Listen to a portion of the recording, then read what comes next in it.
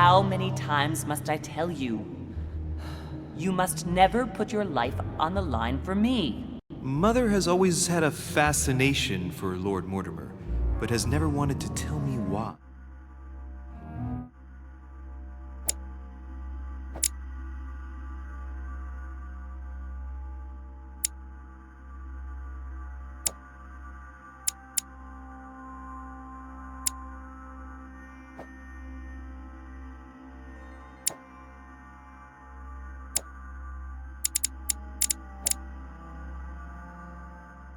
We are doing our utmost to find your mother as quickly as possible.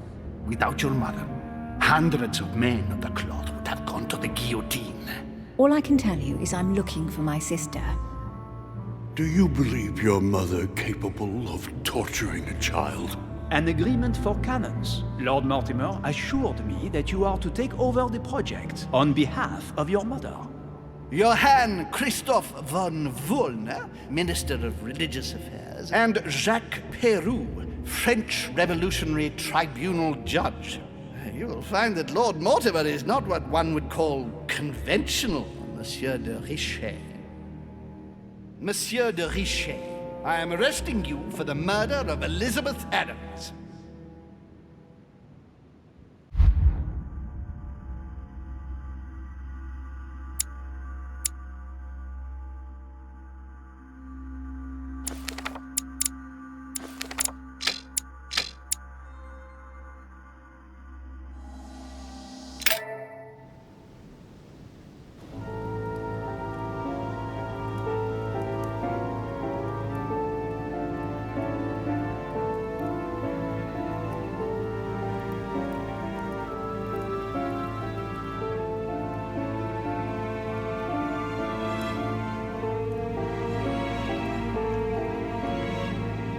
Is there nothing you want to say, Louis?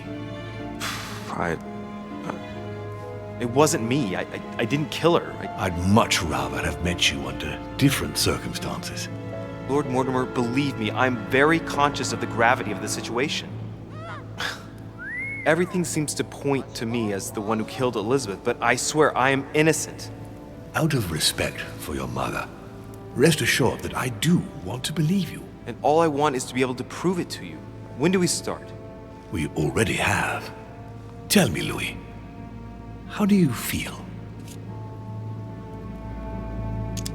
I feel like a rat trapped in a maze. Interesting. I beg your pardon? Sarah also felt like she was trapped like an animal. Where are you going with this, my lord? Sarah's behavior grew odd before her disappearance. Her attitude changed. She became prey to outbursts of violence and a number of temporary absences. I'm just trying to make sure that you don't go getting lost like your mother did. You're not suggesting that I might have killed Elizabeth and that I don't remember, are you? I don't know, Louis. It's just that what with your mother and now you, it's rather a lot. The more I take stock of the situation, the more I'm under the impression that you've been set up. But before going any further, I must inform you that Sir Gregory is about to arrive. He is coming to question you about the murder of poor Elizabeth, whom he was very fond of. He is quite determined to find the culprit, whomever they may be. So, convince him of your innocence. Then we can continue this conversation.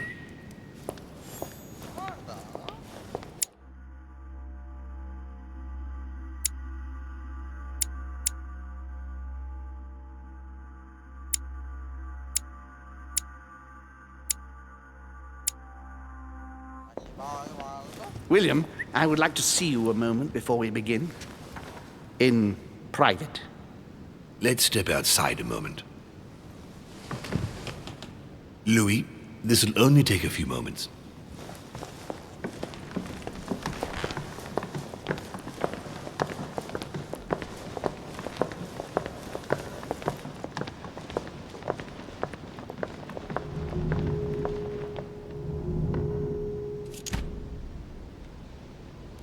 All right, let's take this chance to look around.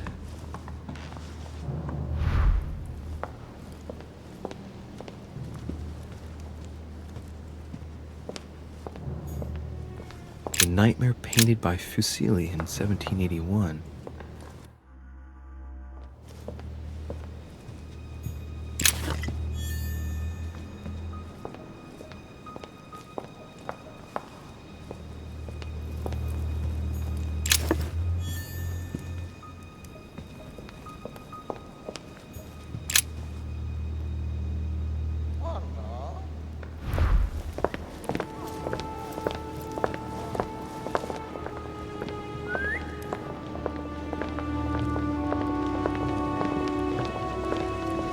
Please, sit back down, Louis.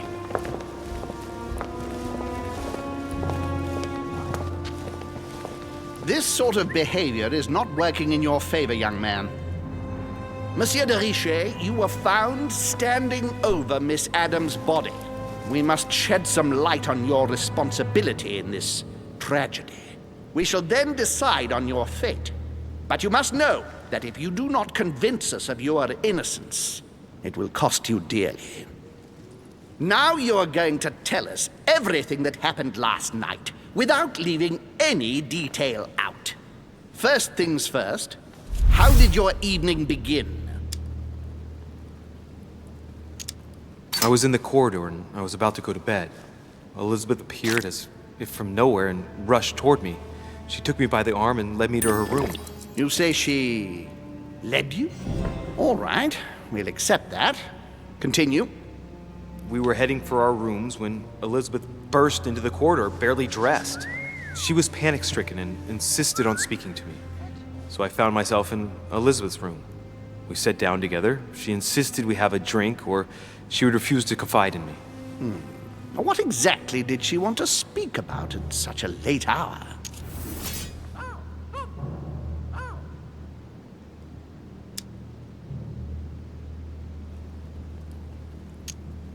Well, she was terrorized by the fact that you invited her at the same time as my mother. She was surely victim to misconceptions but felt trapped. She was convinced she was going to die. But why? Let's say she didn't believe in coincidences, shall we? You'll admit that the chances of my mother and Elizabeth bumping into each other on this island are pretty slim.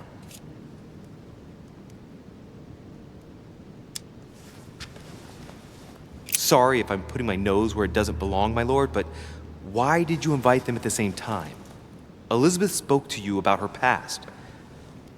She came here so you could help her fight her demons. She must have told you about her encounters with my mother. Remember, Louis, I was not the one who invited dear Elizabeth. Indeed, it was me. And you seem to forget it was you that we found right next to poor Elizabeth's body. You had better start proving your innocence rather than trying to cast doubts on William here. And what happened next? Then she told me she had poured laudanum in my glass. The next minute I was on the floor. When I woke up, she was lying in a pool of blood. That is all you have to say? You expect us to believe that you have no idea what happened to her? Yes, because I'm telling you the truth. How can you possibly expect us to believe you? Gregory, we must consider every possibility.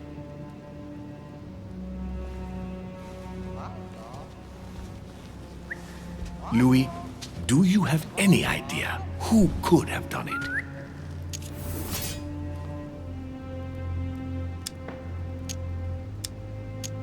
Look, frankly, it's beyond me. I just don't know. Monsieur de Richet, don't you think it would be in your interest to help us find another suspect? Let's finish this, William. I don't rightly know how we can give the benefit of the doubt to an individual.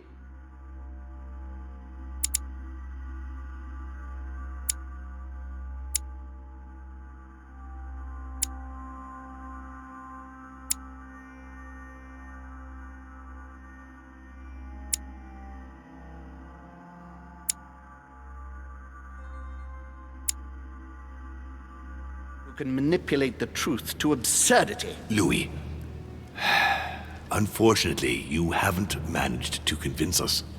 You will agree that you had the time and the motive to commit the murder. I am devastated, but I must agree with Gregory and declare you guilty. Gentlemen, if you please, wait. There is something else. Elizabeth ended up telling me why my mother had tried to treat her. The voices in her head, is that it? She spoke to you about them too, didn't she? Gentlemen, I'm not a doctor, but she was persuaded she heard voices in her head. You don't think she might have killed herself, By do you? stabbing herself 9 times. I find that extremely unlikely, don't What? you? Stabbed 9 times? It appears that the murderer walked up and stabbed her several times from behind. We counted 9 gashes in all. All of them were relatively shallow, and they were all given from roughly the same angle of attack. Traces of blood appear to prove that she was standing throughout the attack.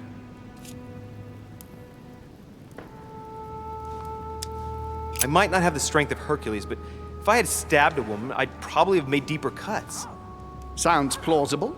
I have to admit, you put forward a powerful argument, Monsieur de Richet. I think that will be all, Gregory. The benefit of the doubt suffices.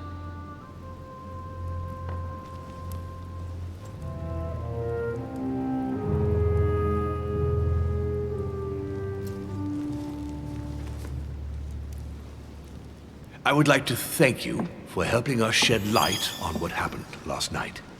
To be honest,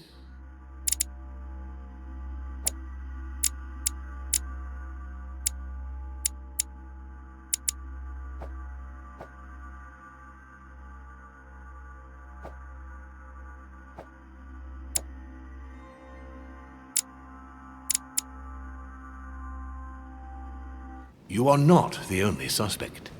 I'm prepared to believe you were drugged. Our poor Elizabeth hid the stuff everywhere, and I could smell laudanum on you 3 yards away. So you knew it wasn't me from the start? We weren't sure. Louis, I am sorry, but everything points in the same direction. I only know one person on this island who might have had a big enough grudge against Elizabeth, who has no alibi, and whose behavior is, well, suspect. Not to mention dangerous. Tell me what happened before my arrival. I think I've been patient enough. You don't need us for any of this. So come along, Monsieur Peru. We are leaving.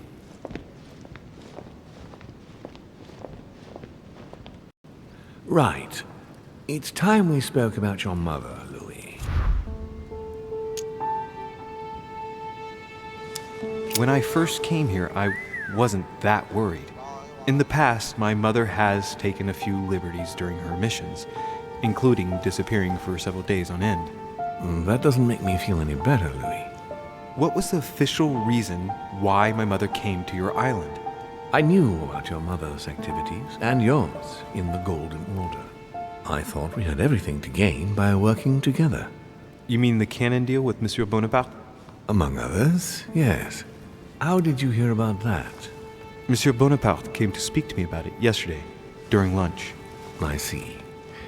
So impetuous. He was supposed to let me speak to you about it first. Our friend Napoleon desperately needed financial backing to properly equip his army. I took it upon myself to back him because I have a firm conviction that he can go far. Yet he told me that you had spoken and that you hadn't been able to reach an understanding. That's putting it mildly. Monsieur Bonaparte is one of those guys who only understands people who think like he does. Ah, I see what you mean. He is indeed rather inflexible when it comes to certain subjects. But I am still of the opinion that you can manage to get along. We shall see. However, there's one thing that surprises me. Did my mother intend to finance a war? I'm not sure that I follow. No, your mother's aim was not so much to partake in a war, but rather to make Monsieur Bonaparte accountable. France is in turmoil, and having support of a military man can often come in handy, Louis. You'll see. Once this deal was closed, I had big plans for Sarah. Such as what? You see, I've invited several influential figures on my island to present them with a project at the conference. It will be presented later today. I thought that the Golden Order had a role to play, and I still think so. I was hoping Sarah would be able to join us. I see. Indeed, If by chance your mother decided not to return to us before the conference, would you do me the great honor of attending? If only to follow the deliberations while waiting for her to duly take her seat. Why not? We shall see. Ah, thank you so much. In this way, you'll be able to keep your mother informed of what is said. There's something else I'd like to briefly go over. Earlier, you asked me the official reason for your mother's presence here. Is there an off-the-record reason why your mother came here?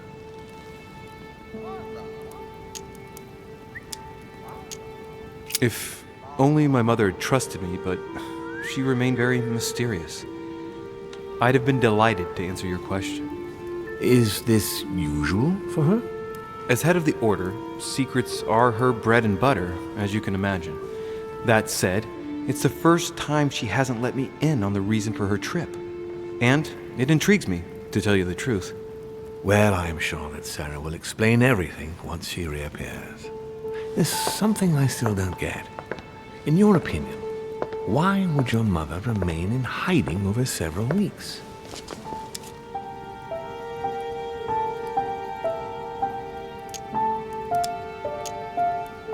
Maybe she found something out. What do you mean?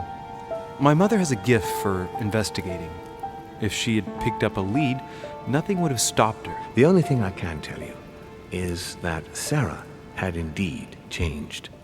At the beginning of her stay here, we enjoyed spending time together, solving the world's problems.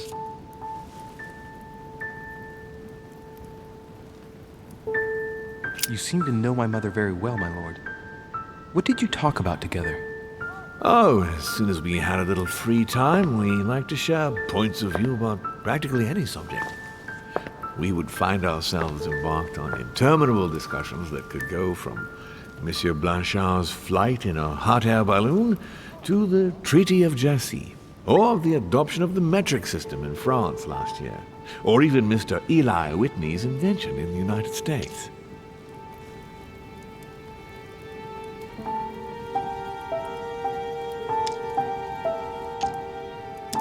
My mother must have undoubtedly taken great pleasure in these exchanges. She always was one to appreciate broadening her knowledge. I'm surprised she didn't get you started on the Crusades. It was her favorite subject. Are you joking? Sarah and I spent entire days together reliving them. It so happens that the Crusades are also my subject of predilection, especially the Third. My ancestor distinguished himself brilliantly during the siege of Saint-Jean d'Acre.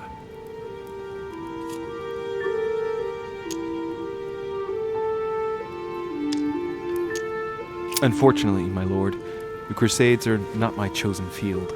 Well, it doesn't matter. You have plenty of time to learn. Your mother is a very well-read woman. You're quite lucky to have her as a model, Louis. Yes, I know, but I'm still very worried. I must admit, there are worse things to worry about now, Louis. What do you mean? Since she disappeared, your mother has been seen once. Her behavior on the evening of your arrival greatly surprised Gregory and myself. She resurfaced to attack Emma, Emily Hillsborough's twin sister. And she shot her with a pistol. Then, before Gregory could intervene, she ran off and disappeared again. I beg your pardon? Hang on. That means my vision on the wharf, it was actually happening inside the manor. Mother shot Emily's sister? The very person she came looking for? Why would she do that? Excuse me, but between that and the childhood of Lady Adams, it's all a bit much for me to cope with. I need to piece it all together again to see things more clearly. You said that you spent a lot of time talking together at the beginning. What happened for that to change? I'm afraid I haven't much to tell you. The more the days went by, the more she withdrew into herself. She never gave me an explanation, until the day came when she purely and simply disappeared.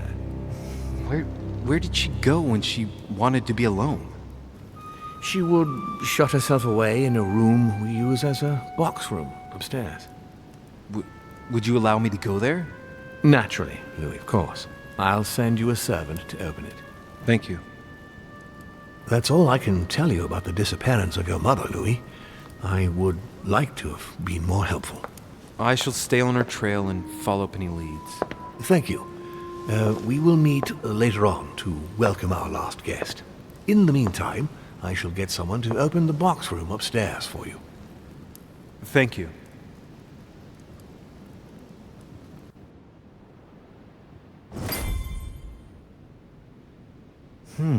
The room was just opposite Mortimer's study.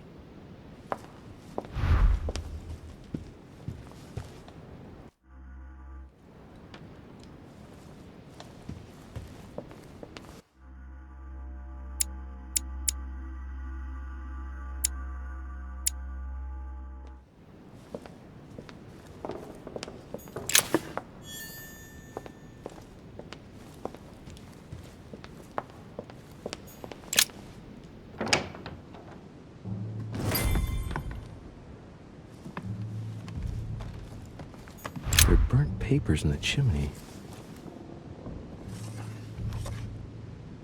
There's a legible fragment left. Hey, I recognize my mother's handwriting. She says, we must find a safer way to communicate.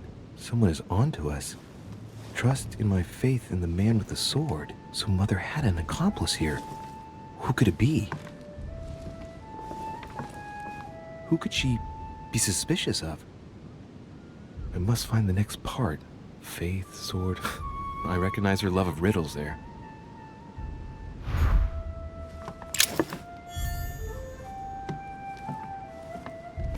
Dante's Paradise.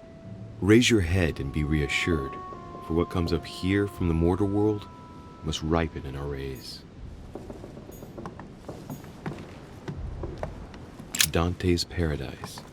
Raise your head and be reassured. Carmelite water. St. Paul on the Road to Damascus by Caravaggio.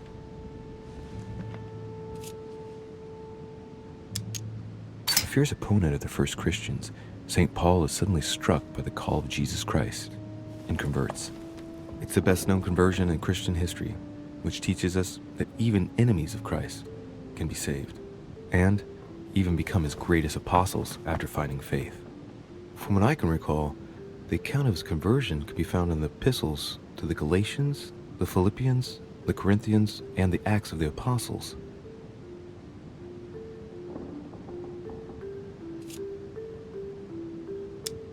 Caravaggio attained a magnificent command of black and the play of colors too. Paul facing an ordeal, the curtains of his illusions being raised, and receives the light from his Savior.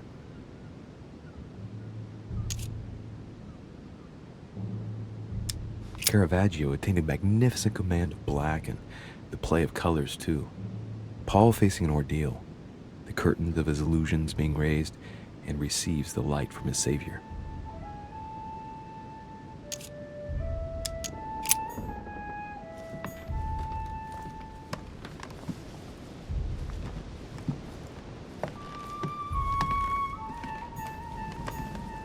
What is this disc? Oh, that reminds me of the ones my mother collects. It's magnetic.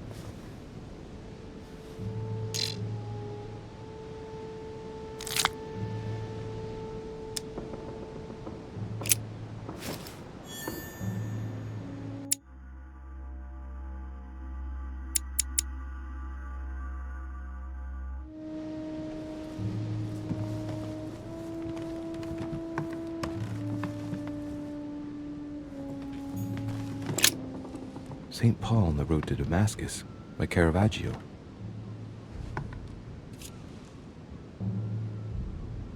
Caravaggio attained a magnificent command of black and the play of colors too. Paul facing an ordeal, the curtains of his illusions being raised, and receives the light from his Savior.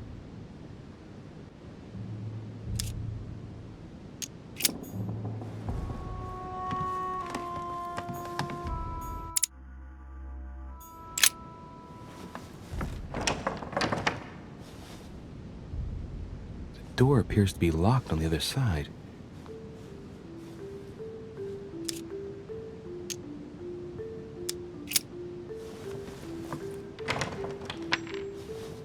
I think I heard something fall to the ground. A metallic sound, like a key falling to the floor. We'll see if it works.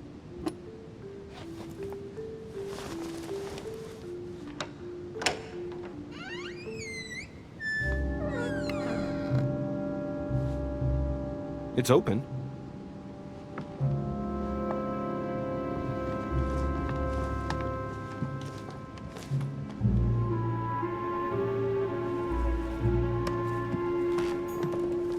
A chest with the occult symbol representing air.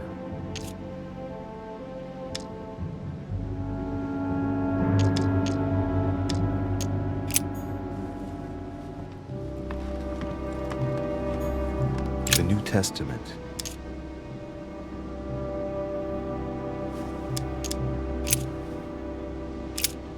And it came to pass in those days that Jesus came from Nazareth of Galilee and was baptized by John in Jordan.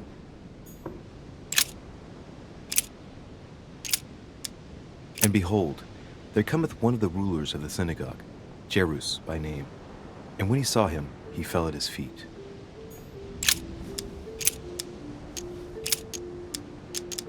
And as they did eat, Jesus took bread, and blessed it, and broke it, and gave it to them, and said, Take, eat, this is my body.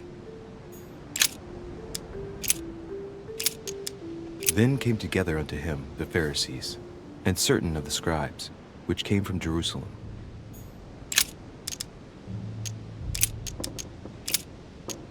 He that believeth on him is not condemned, but he that believeth not is condemned already, because he hath not believed in the name of the only begotten Son of God.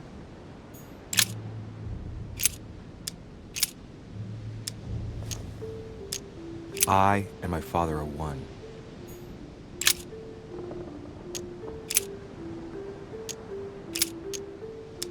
And so many came and couldn't find the body of the Lord Jesus. This book is incredibly precious. I believe this is the book my mother referred to when calling upon the Lord. This book is incredibly precious. I believe this is the book my mother referred to when calling upon the Lord.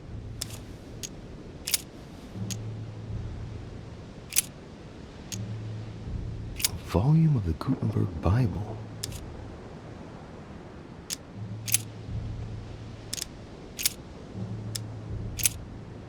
Now we exhort you, brethren, warn them that are unruly, comfort the feeble-minded, support the weak, be patient toward all men.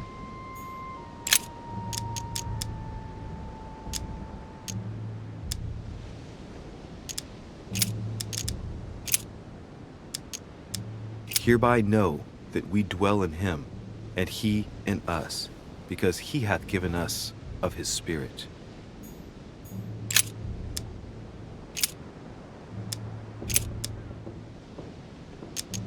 But though we, or an angel from heaven, preach any other gospel unto you than that which we have preached unto you, let him be accursed.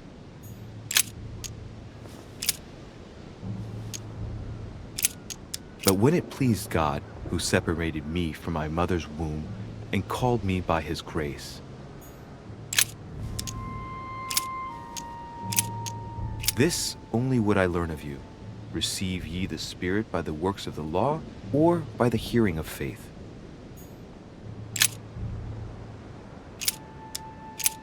For I through the law am dead to the law, that I might live unto God.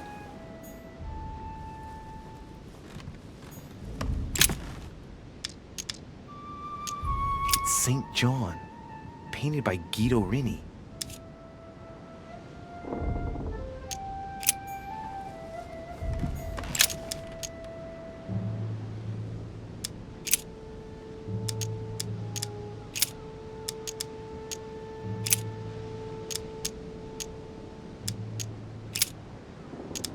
And this taxing was first made when Cyrenius was governor of Syria.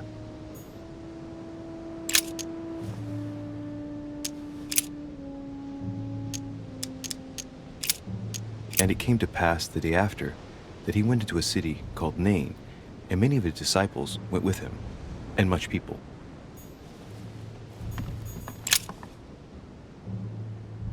St. John, painted by Guido Rini. It's St. John, painted by Guido Rini.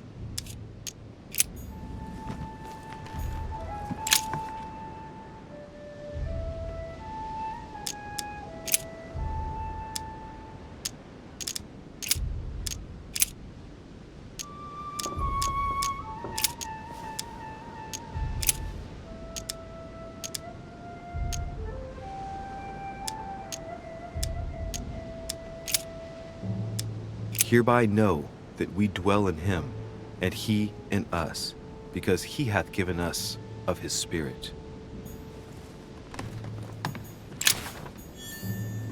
Several portraits of apostles, all signed by Guido Rini.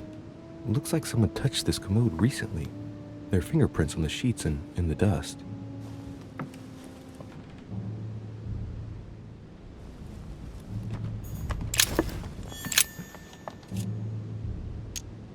Painting of St. Mark from the collection of the apostles by Guido Rini.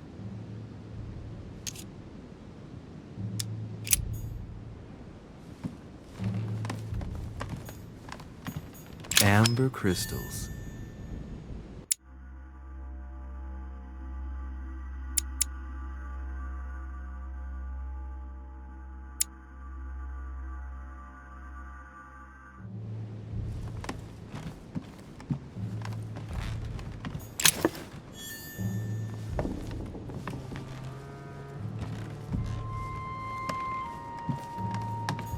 A chest with the occult symbol representing air.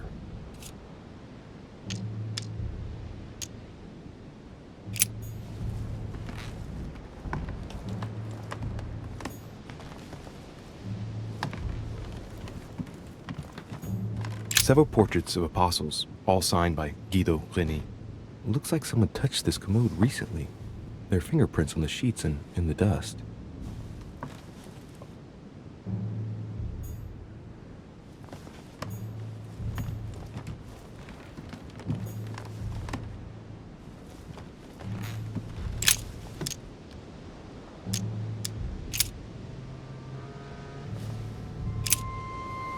And I heard a voice in the midst of the four beasts say, a measure of wheat for a penny, and 3 measures of barley for a penny.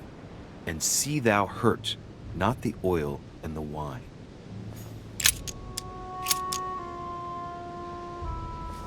A volume of the Gutenberg Bible.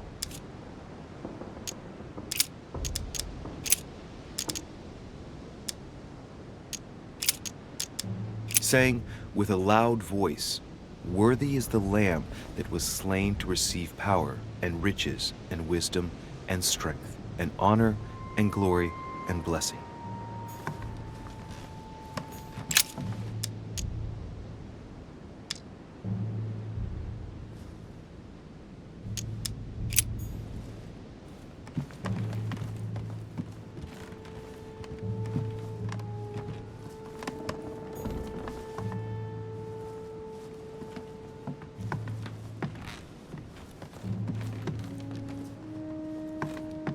Dante's Paradise. Raise your head and be reassured, for what comes up here from the mortal world must ripen in our rays.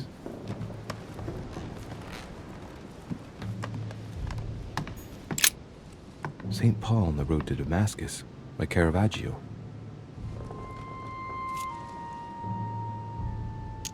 Caravaggio attained a magnificent command of black and the play of colors too.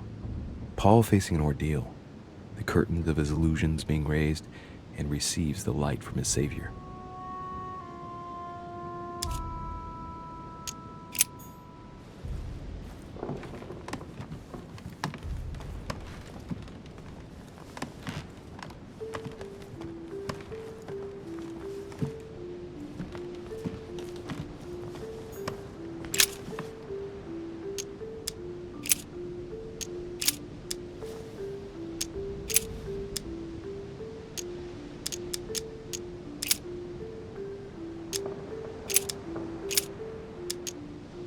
And so many came and couldn't find the body of the Lord Jesus.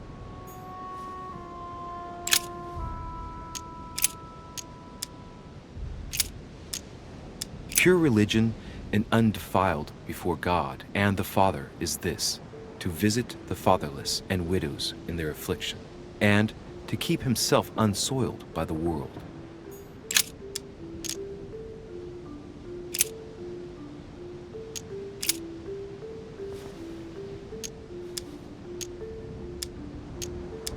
But though we, or an angel from heaven, preach any other gospel unto you than that which we have preached unto you, let him be accursed.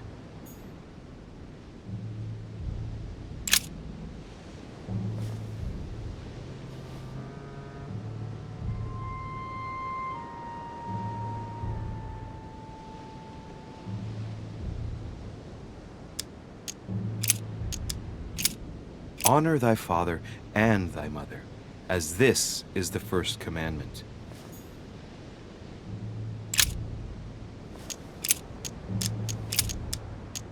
But he that hateth his brother is in darkness, and walketh in darkness, and knoweth not whither he goeth, because that darkness hath blinded his eyes.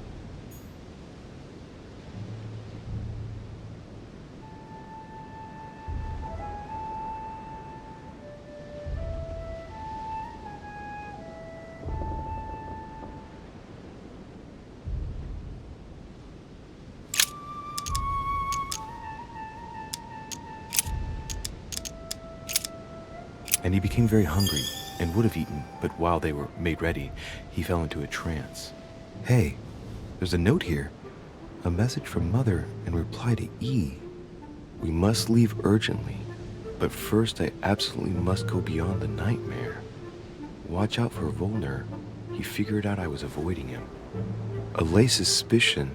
See you tomorrow evening. Stand ready. For now, let's cease all communication until we meet. Take care of yourself. I suppose this must be the last message. What happened afterward? If it's what I suspect, I fear the worst. What did Mother mean by, I absolutely must go beyond the nightmare? I must go beyond the nightmare. What does she mean by that?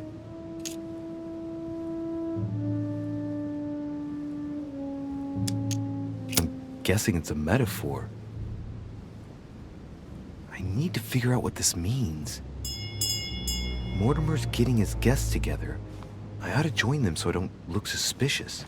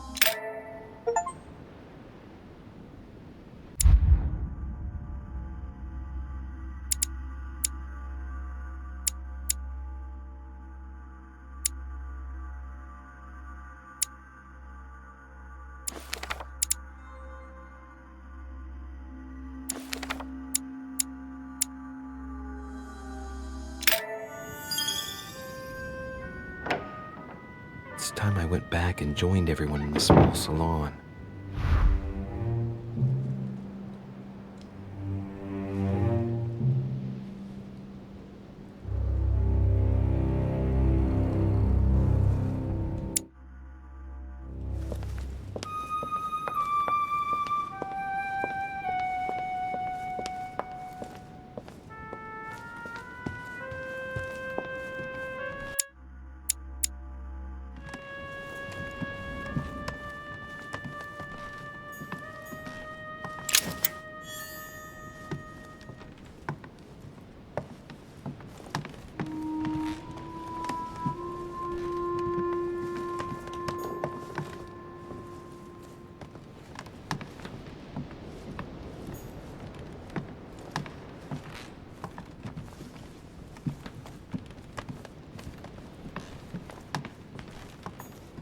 President George Washington.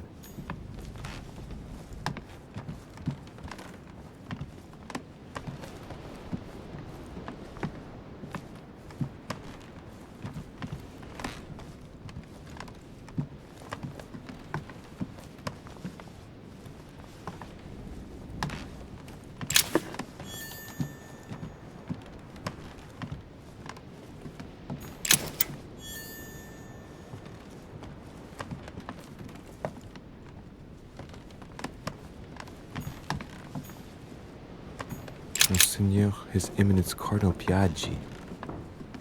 Huh, that's me.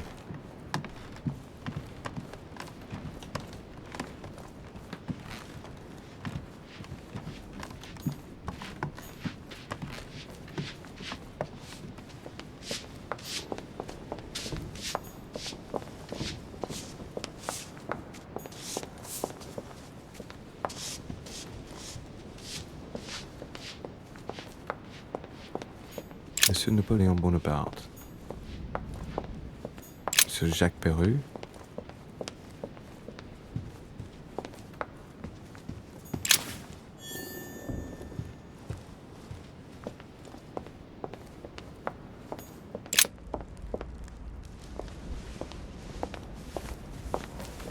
Emily, I must speak to you. What's the matter, Louis? I have news about your sister. What have you found out? Look, I've started piecing together the events leading up to my mother's disappearance and your sister. Did my mother know about your secret? Yes, even though I belong to the English chapter, her rank in the Order gives her access to a good deal of personal information. It must have been Emma I saw in my vision. I was given to understand that my mother and your sister bonded during their stay.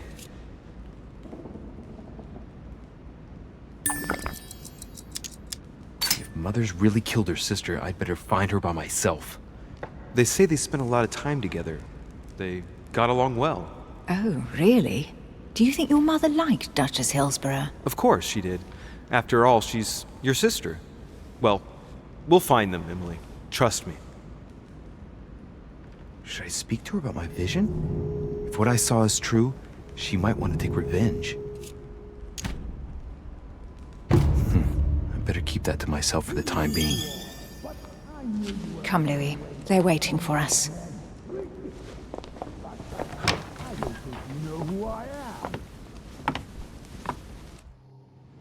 You will pay dearly, Peru. I'm sure you were involved somewhere along the line. That's right. Pretend you don't know. One piece of advice. Don't travel through France on your way back, or it'll cost you dearly. Calm now, my friends. Let's calm down. Everyone seems to be a little unnecessarily heated. Don't forget where you are, please. What's going on here exactly? Sir Gregory called us together to introduce the last guest. But hardly had we arrived when he set upon Monsieur Peru. And who is this charming character? Manuel Godoy, the Duke of La Alcudia. He's the head of the Spanish government, Monsieur de Richet. He's the one who, in practice, controls Spain. How could you dare do such a thing? Dios mío, you are all out of your minds! Really, Duke Manuel? What made you kick up such a fuss? What? Have you not heard? Well, let me inform you that yesterday morning at 10:22 a.m. precisely, in the middle of the Place de la Révolution in Paris, by decree of the National Convention which Monsieur Peru works for, King Louis was guillotined. What? Oh, no. The King of France is dead, gentlemen. Our monarchies are in danger. I have said it before. How dare they? Oh, dear. Oh, as if it Gracious. Friends, let us calm down. Don't pretend to be surprised. He got a fair trial. Ridiculous! Bastard! He was sentenced to death by 361 votes to 360. You beheaded a king for one vote! Is that your democracy? What an obnoxious act. Until this, anything was possible. This political coup will have grave consequences. France is lost. Gentlemen, please. Let us take a step back a moment. In the name of holiness. He was the highest representative of God in France, Emily. Gentlemen, Duchess, we're all among people of reputable company here. We should be able to manage the conflicts of our nations in a respectful and orderly manner. I fully agree with you, sir. But That's enough, sir. with whom do I have the pleasure of speaking? Louis Maras de Richet. Are you related to Sarah de Richet? Sarah is his mother, Duke.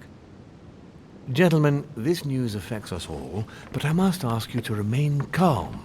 It's not the first time history has taken us by surprise. Let's ensure that our respective countries are allowed to respond appropriately to this news. Oh, rest assured. The response will not fall short, my friend. Good for you.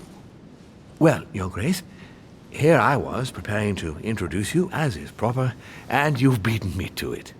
I'm delighted that we are all together at last. Our meeting will therefore be able to kick off shortly.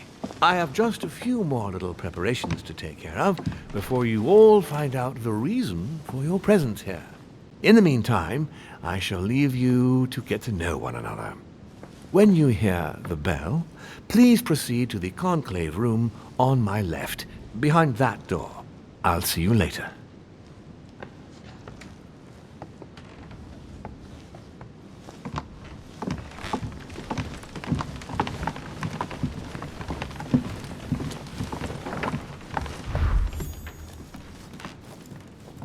Could you spare a moment, please, sir? I'm glad you asked. I want to talk to you, too. Of course.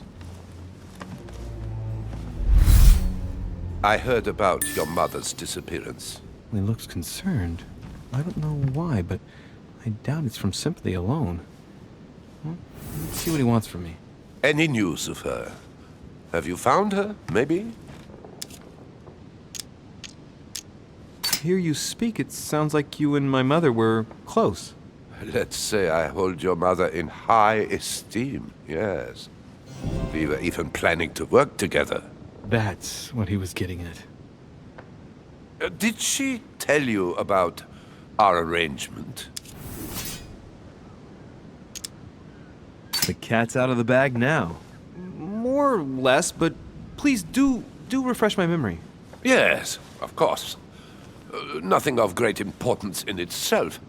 During one of our discussions, she spoke of an old book which might have been of interest to me, and she had agreed to let me have it. A book about what? Ancient occultism. As you are aware, I am a doctor of theology. You might have come across some old books in her belongings, perhaps?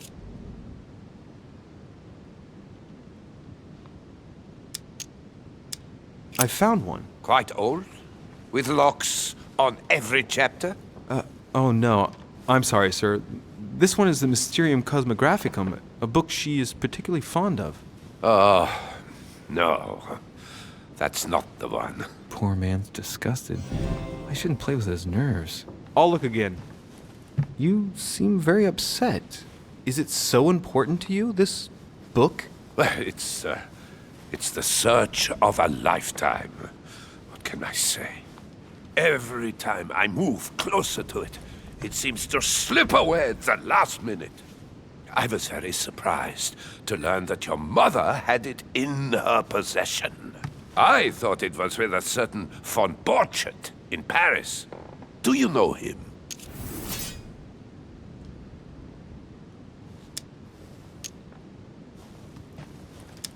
Indeed. My mother and I had a brush with this individual just a few months ago. What about? About an object stolen from the Order a few years ago, which my mother wanted to recover. This situation comes as a great surprise to me. I got him now. I hope I've been able to satisfy your curiosity, Mr. von Wollner, and that you succeed in finding what you're looking for. Oh, and so do I. And now, what if you told me who you really are working for, instead of keeping up this pretense? I beg your pardon? We both know what you're looking for, von Wollner. You're the one who von Borchardt was planning to sell it to. For centuries, all those who have come into contact with the Al-Azif have bitterly regretted it, Monsieur de Richet. You are playing a dangerous game. Please know that I am working for someone who does not appreciate anyone poking around in his business. Let me guess. Your dear king, I should think. What? You mean Frederick William? Oh, my poor fellow. You are miles away. That stupid, pretentious puppet wields no real power. But seeing as you do not wish to be serious, so be it. Good luck to you.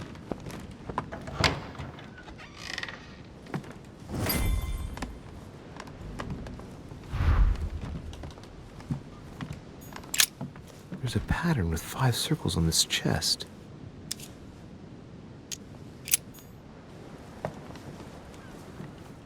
Chronicles of the Amber Princes. As I recall, Dorkin was my favorite character.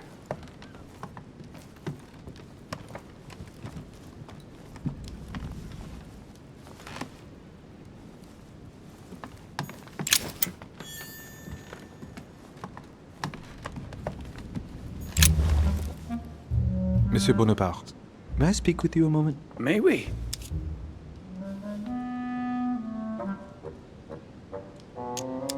Does expression "go beyond the nightmare" mean anything to you at all? Well, metaphorically, yes. It sums up the career of a soldier quite well. I doubt that is what you want to hear, though. Indeed. That's surely not what I'm looking for.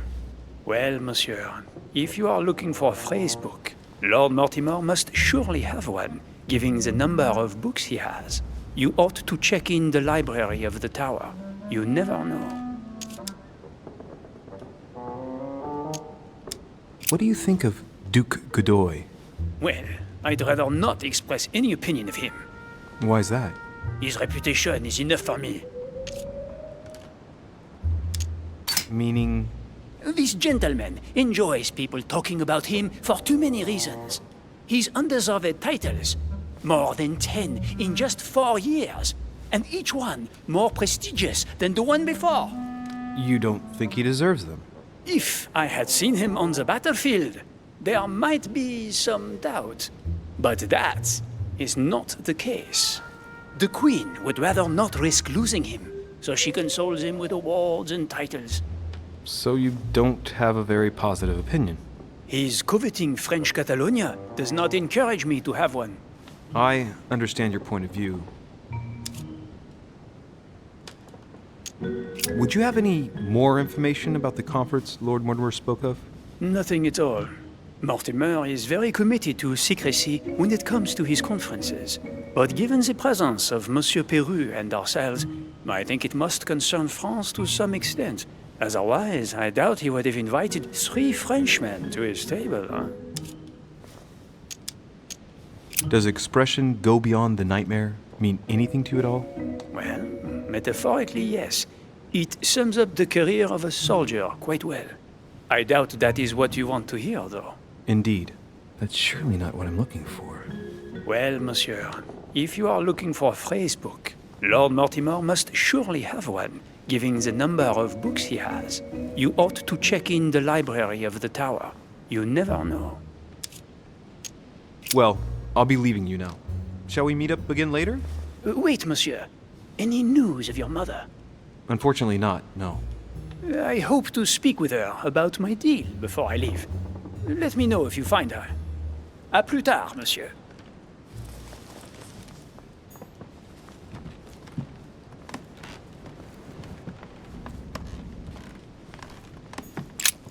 There's a pattern with 5 circles on this chest.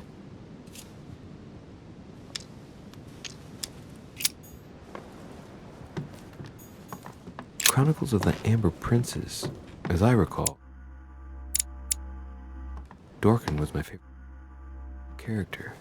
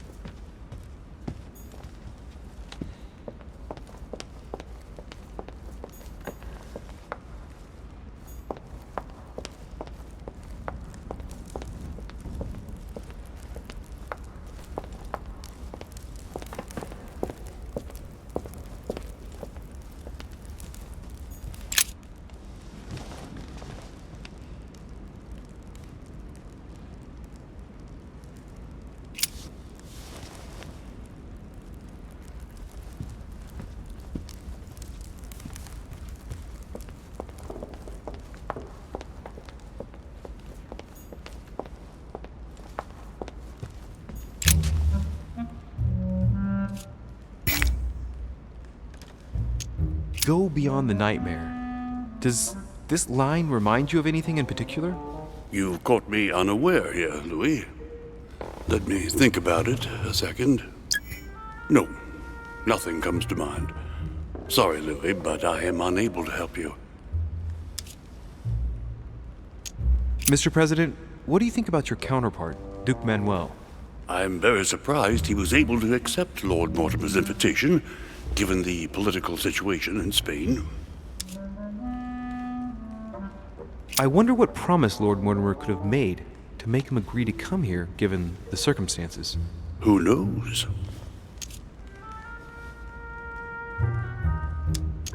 Mr. President, can you tell me a little more about the coming conference? Of course, Louis.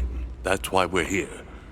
Lord Mortimer or Sir Gregory regularly organize meetings like this to put forward major projects. What do you mean by major projects? I'd prefer to let Lord Mortimer explain that to you, Louis.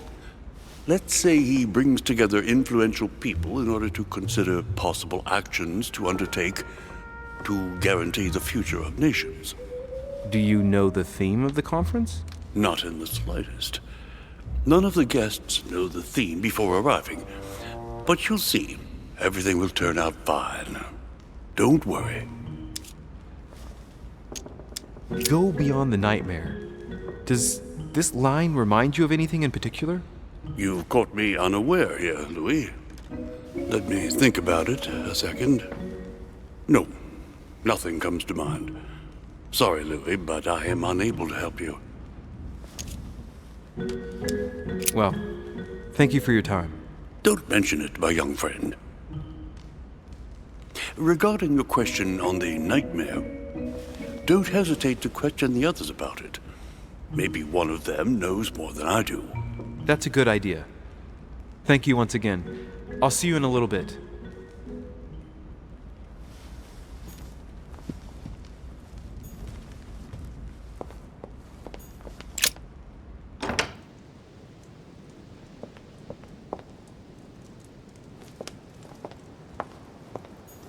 The Conversion of Ulysses by Gurs.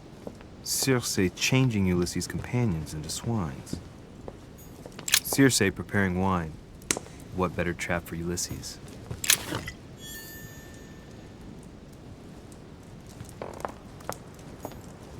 Romney painted Lady Hamilton as Circe.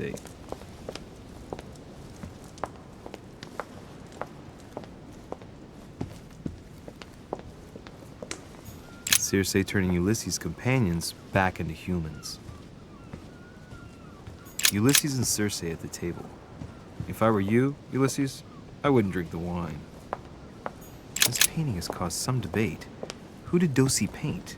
Alcina the fairy or Circe the magician?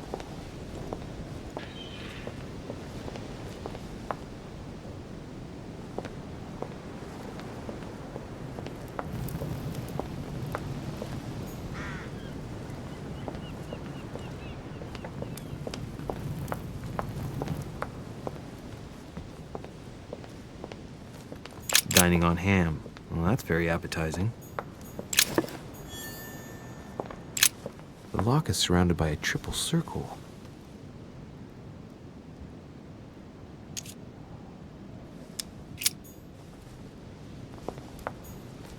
Circe. Dining on ham. Well, that's very appetizing.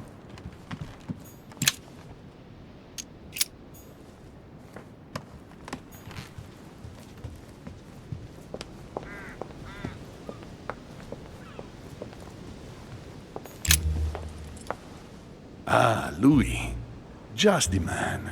Good Lord. How did the king come to be executed? I would think that the order would have intervened.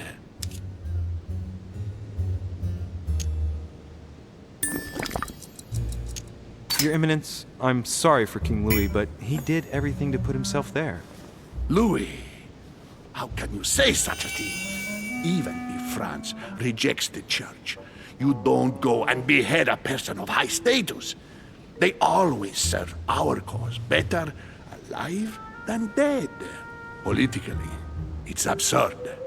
I invite you to speak about it with my mother as soon as she reappears. Is there any news of her? Well, I hope it won't be long before I find her, Your Eminence. Now you wanted to speak to me. If I say the nightmare to you, does it make you think of anything? Your question is strange, my son. Difficult to say. Could you at least tell me a little more about the context? Think of a place and tell me the first thing that comes into your mind when I say the nightmare. Let me think. I'd say Lord Mortimer's favorite painting on the wall behind his desk. You know, that painting caused quite a stir when it was exhibited. It is titled The Nightmare, and it shows a woman lying down with a creature sitting on her, and in the background, a horse. I don't know if it will be of any help, but I can't think of anything else. You never know. Thank you for that, though, Your Eminence. I gotta go and see it just in case, though. I'm sure a man like you is in the circle of trust. Would you know what the conference that Lord Mortimer mentioned is going to be about? Not really, my son. Well, be it Lord Mortimer or Sir Gregory, we are never informed about the theme of the conference before it begins. I was wondering what to think of that Manuel Godoy. He is reputed to be a very ambitious character, at every level. But his faith is unwavering. He is a staunch defender of the church. You can believe me.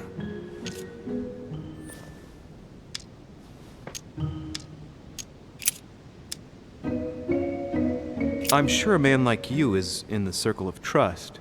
Would you know what the conference that Lord Mortimer mentioned is going to be about? Not really, my son. Well, be it Lord Mortimer or Sir Gregory, we are never informed about the theme of the conference before it begins. Thank you for everything, Your Eminence.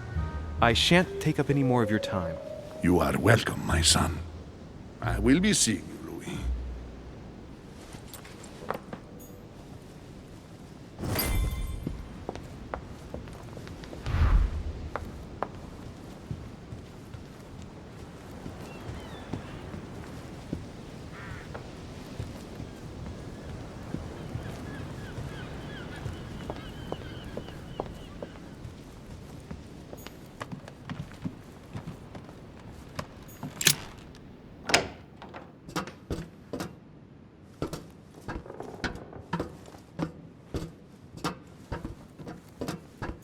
Atrus, the Miller brothers. Mother expressly forbade me from reading it.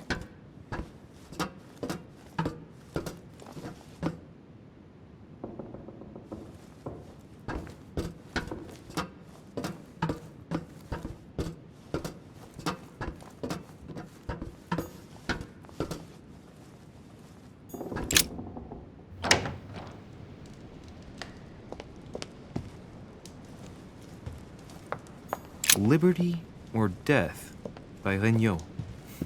Well, allegory regarding the decoration of the rights of men. That's the least you could say.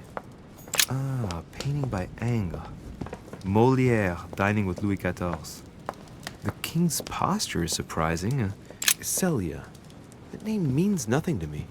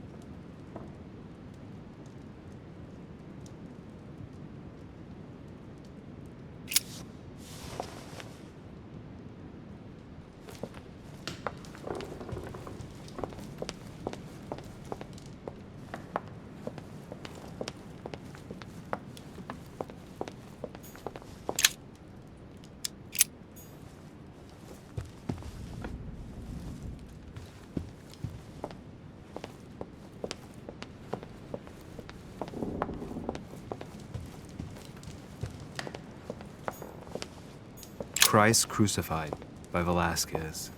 The Song of Roland. Roland feeleth his death is near, his brain is oozing by either ear. With the Fall of Phaeton, another painting by Rubens. A meeting between Louis XIV, The Company by Rembrandt.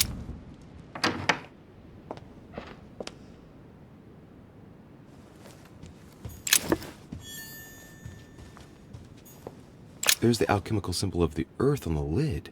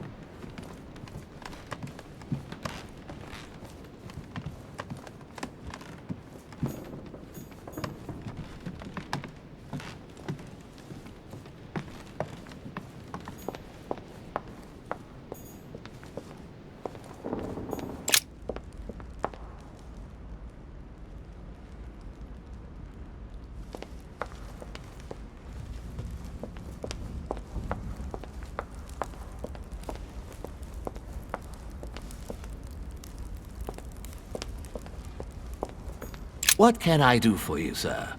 I am at your service day and night, sir.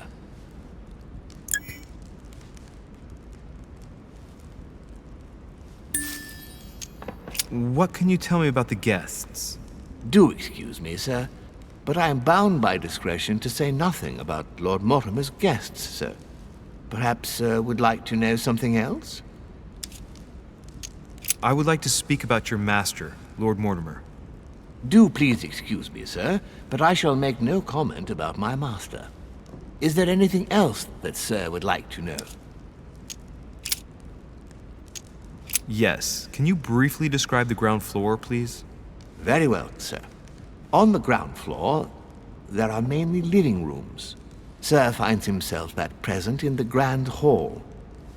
From the Grand Hall, sir can access, on one side, the small salon, where the guests like to relax with a good book.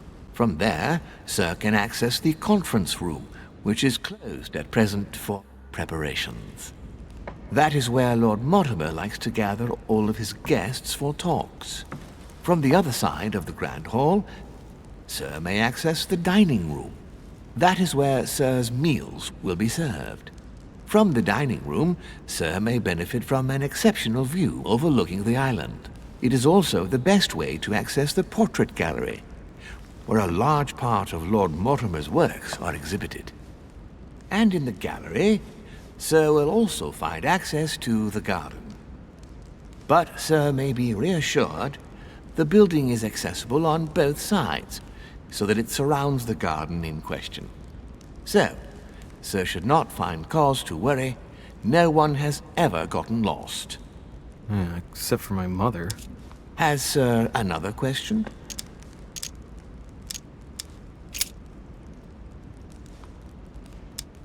As I was unable to bring my personal effects with me, I was wondering if you could find me a few items. Of course, sir. What would you require? I still haven't quite recovered after that boat crossing. Would you happen to have any devil's thorn by any chance? I am sorry, sir, but the devil's thorn may be just a plant, but it is also a powerful psychotropic drug that causes undesirable diuretic effects. I would advise against, sir, taking any.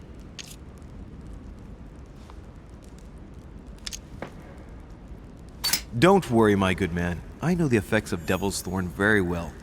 I've been taking it for years without any adverse effects. I've never had cause to complain. You can believe me. That is well, sir. Here is sir's herb.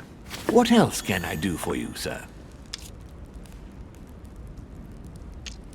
My good fellow, would you have any amber available? I would, but unfortunately I don't think I am authorized to give it out, sir. I believe it is a precious stone.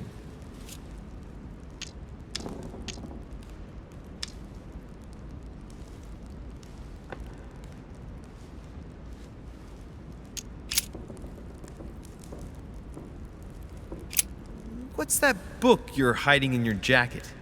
The Sorrows of Young Werther by Goethe, sir, and I am not hiding it. Hand it to me, please. It is damaged, sir. I would never dare lend sir a book in such a pitiful state, sir. I took it to restore.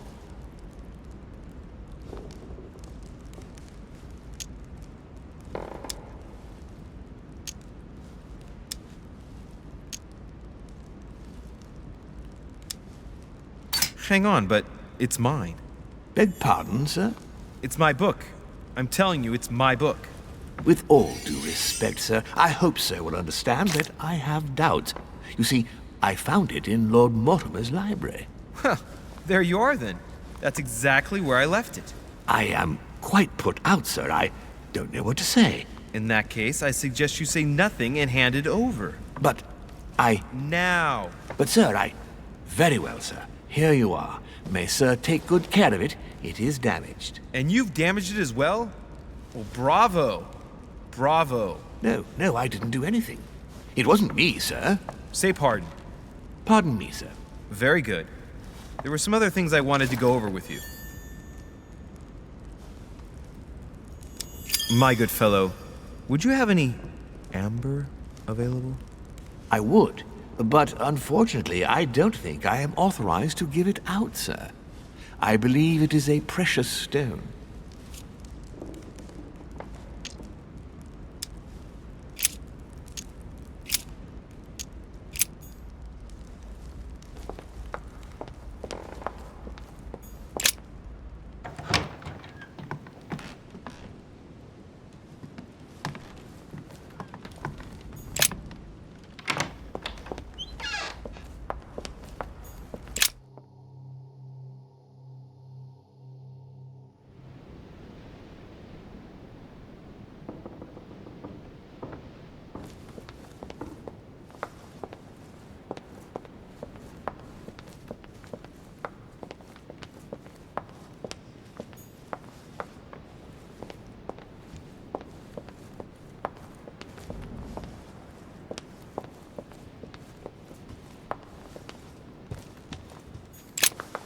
What do you want, Louis? What do you think of our last guest? Well, I never thought I would get the chance to meet that Hispanic Casanova in the flesh. His reputation is well known. The gentleman collects lovers, including, would you believe it, the Queen of Spain.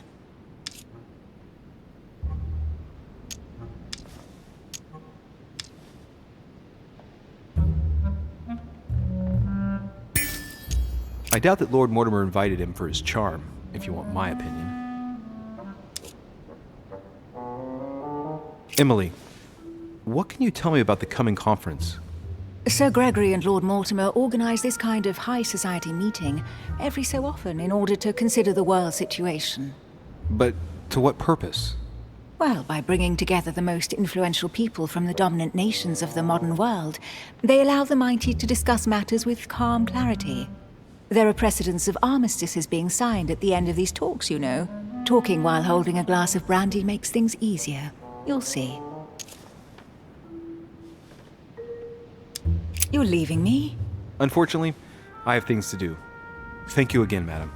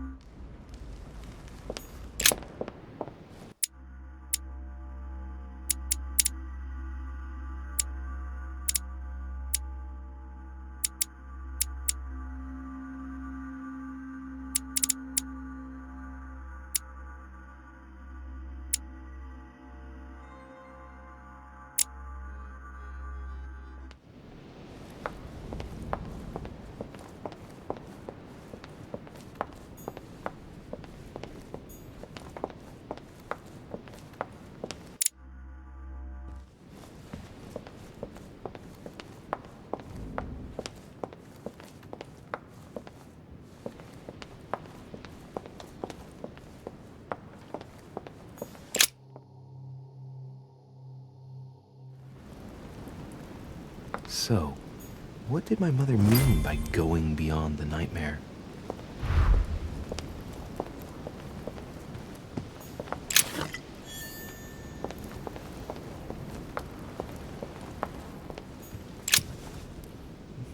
Which four-letter word could open this chest?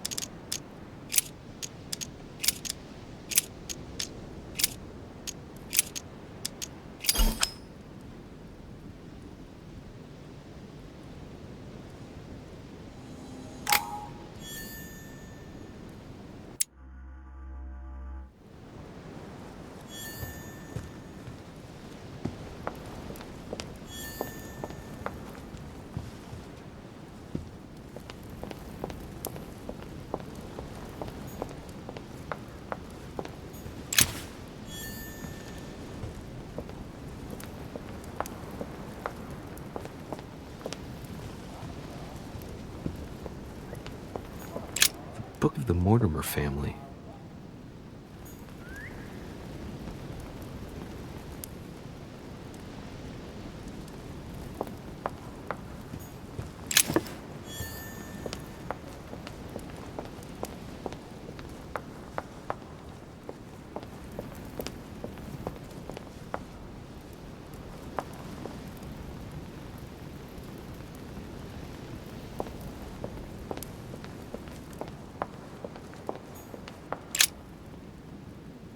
Le Coup de Lance by Paul Rubens.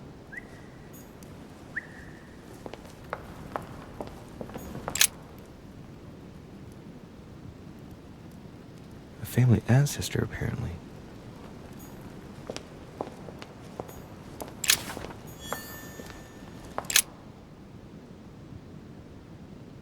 A painting about a siege dated.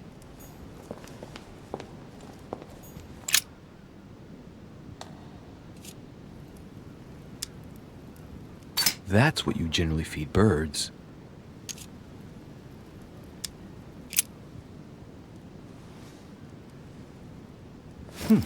Might come in handy.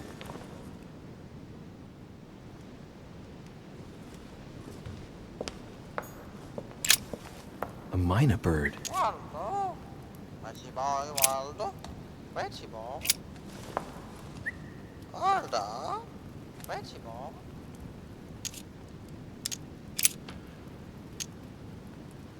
Well, Waldo, is your master good? Where's your boy, Waldo? Where's your boy? I don't really know what I was expecting. Sarah de Riche? Waldo, you know Sarah?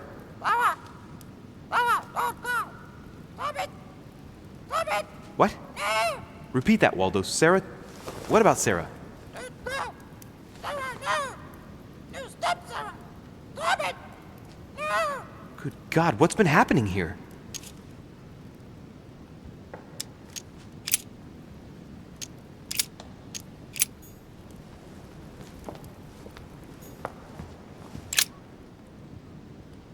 Let's take a closer look.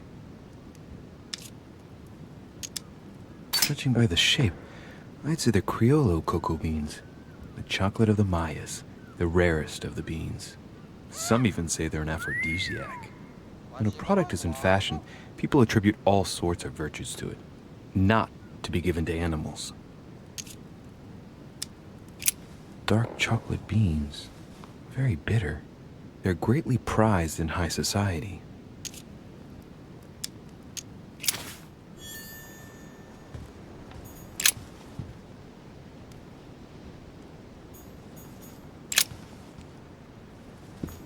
No, what have we got here? Well, it looks like a model of a lock. It's as if Mortimer's The Nightmare Painted by Fuseli in 1781. Ah, this must be what my mother was talking about. Now just need to find out what she meant by go beyond. Hey, looks like it's mounted on rails on each side. It should lift up, I think. There must be a mechanism somewhere.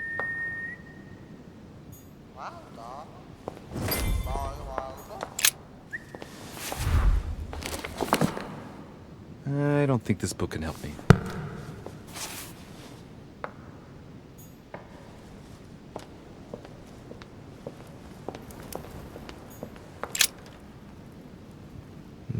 No.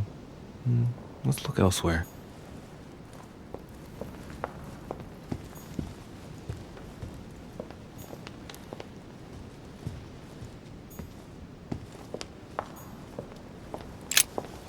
A myna bird.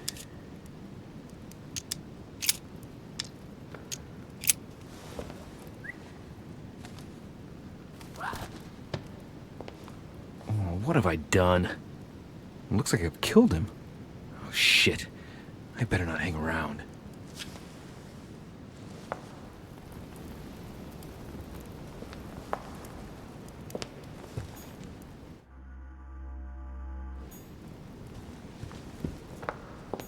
The Nightmare Painted by Fuseli in 1781. Ah, this must be what my mother was talking about. Now just need to find out what she meant by go beyond. Hey, looks like it's mounted on rails on each side. It should lift up, I think. There must be a mechanism somewhere.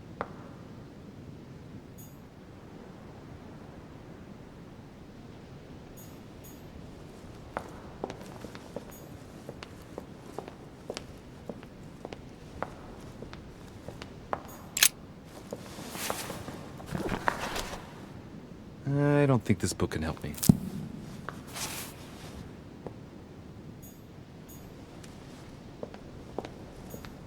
No, what have we got here?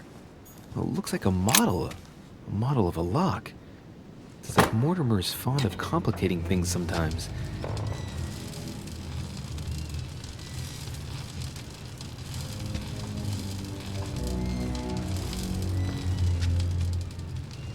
Aha! I found it. Oh, what on earth is this? A ring lock now? Great. That's all I needed.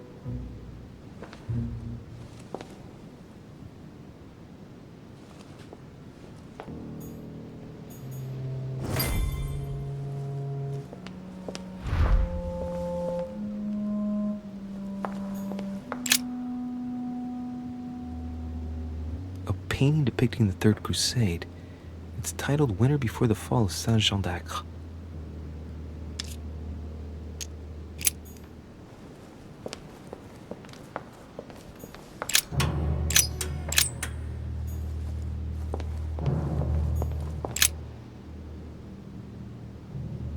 Hey, there are two dates on this painting. 1154 AD and 5154 AL.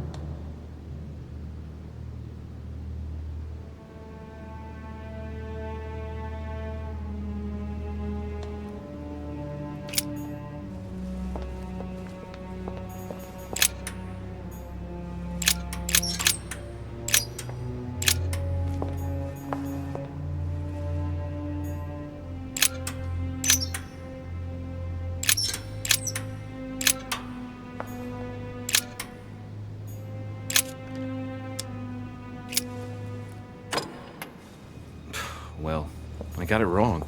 It doesn't matter. Hey, there are two dates on this painting. 1154 AD and 5154 AL.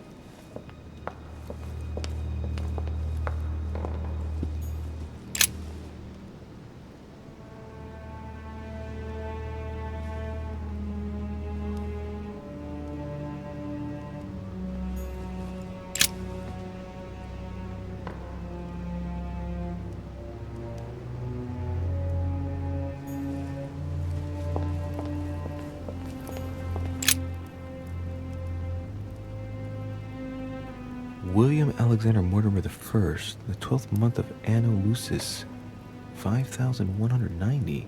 That's a funny date.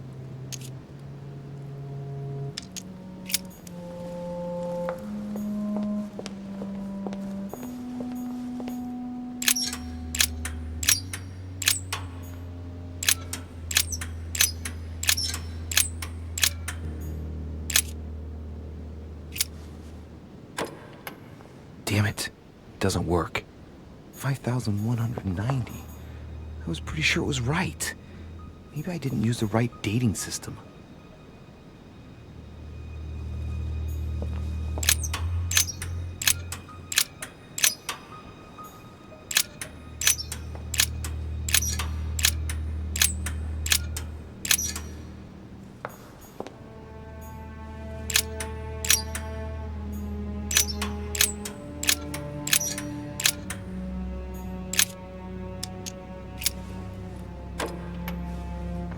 Well, I got it wrong. It doesn't matter.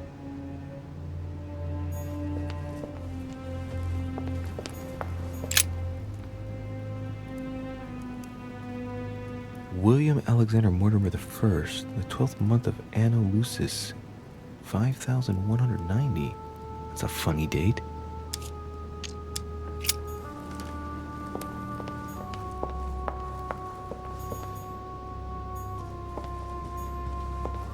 This painting isn't finished, and it looks like Mortimer probably did it.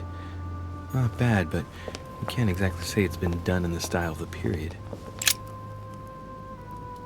Coup de Lance by Paul Rubens.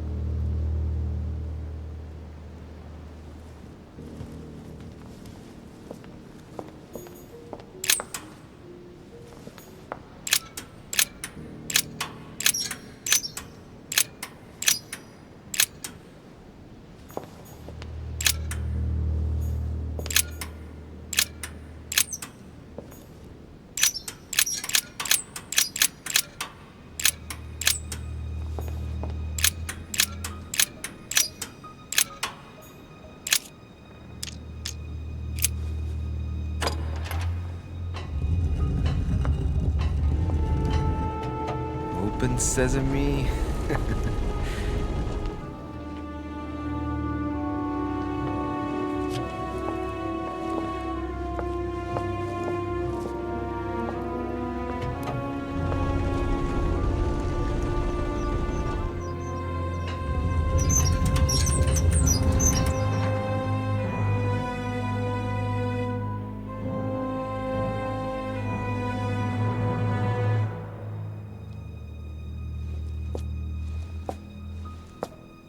Let's see what you've been hiding, Lord Mortimer.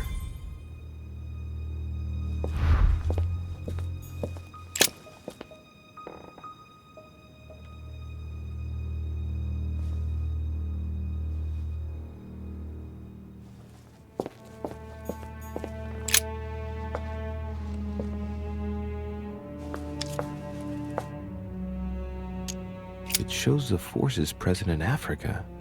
This is unexpected activity in this sector. It looks like there are also many unknowns, even for Mortimer.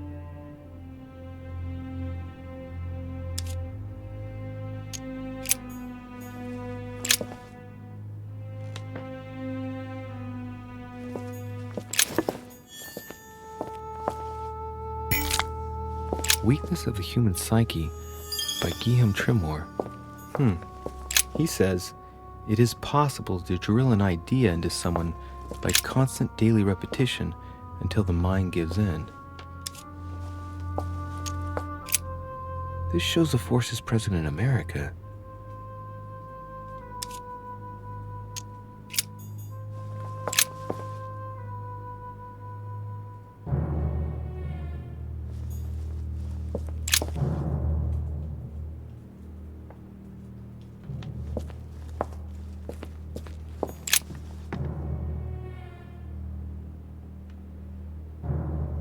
This is my mother's writing.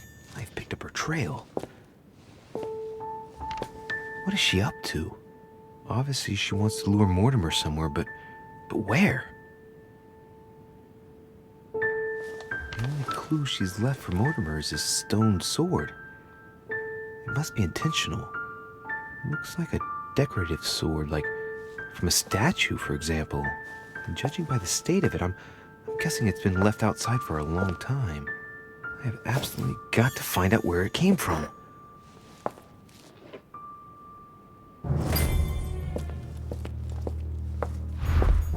Golden elixir.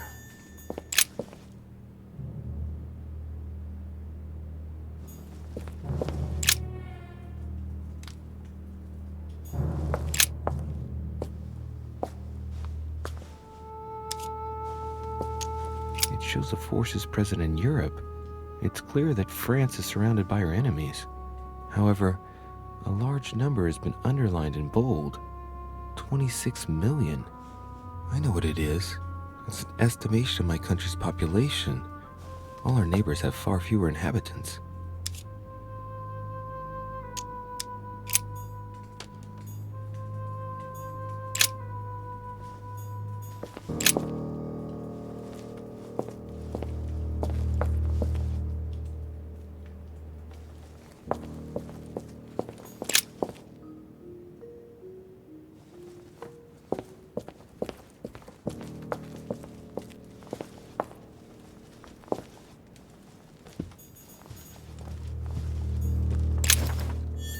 Something strange about this table.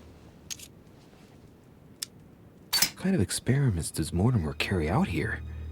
It's a dissection table. So Mortimer does autopsies here on his desert island. But who is he doing autopsies on then? The little surgeon's perfect collection. What kind of experiments does Mortimer carry out here? It's a dissection table. So Mortimer does autopsies here on his desert island. But who is he doing autopsies on then?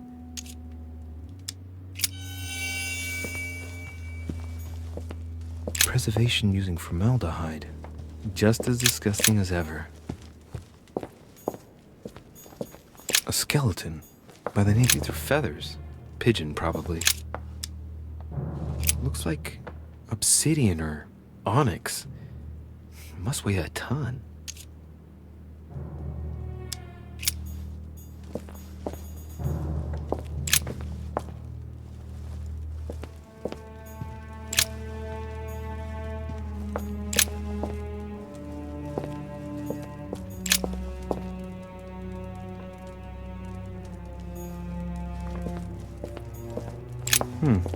That must be for writing the homing pigeon messages. Look, a pack of tarot cards. Has he been reading the cards? Mortimer? That would surprise me. It is a typical draw on a line that answers a specific question. To the left, temperance, that announces a reward for one who patiently waits before taking any action. And in the middle, the chariot, which symbolizes triumph and business success. To the right, the Emperor evokes a future full of power and stability.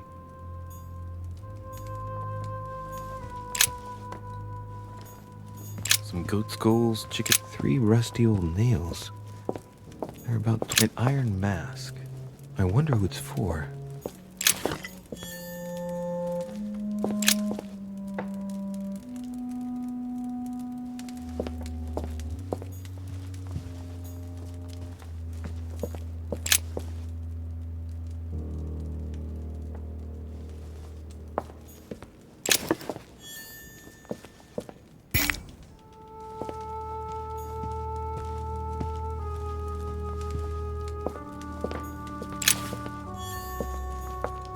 Am I seeing things, or is that an actual von Leeuwenhoek microscope?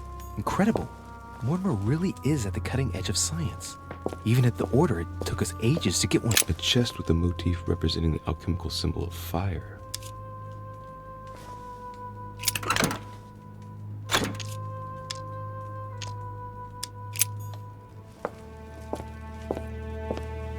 A table of alchemical elements. So, Lord Mortimer also studies alchemy? It seems like he's interested in everything.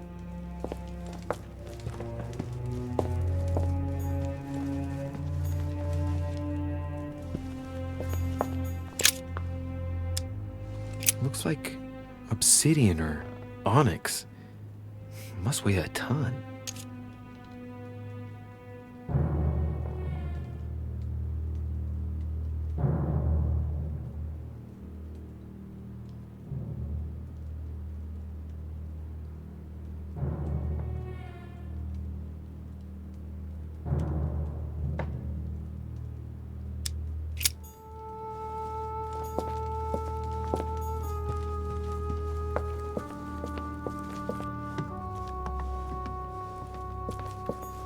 Locked.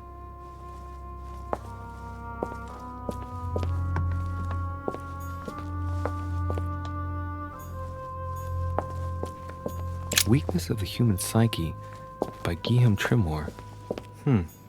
He says, it is possible to drill an idea into someone by constant daily repetition until the mind gives in.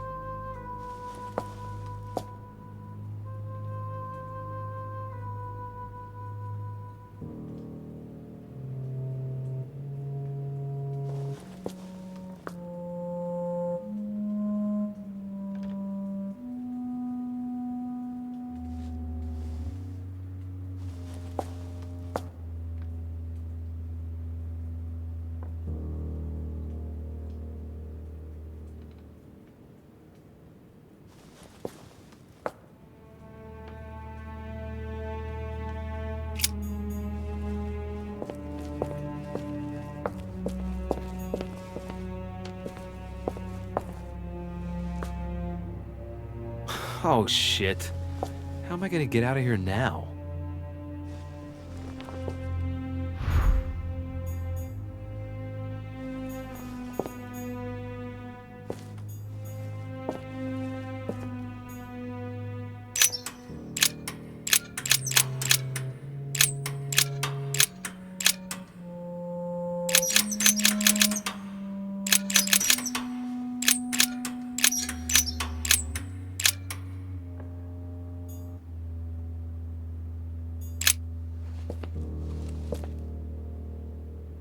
This looks like the same mechanism as the one on the other side. These cylinders rotate on the same central axis, so when I enter a number on one side, it corresponds to another one on the other side. Looks like the same as the one on the other side.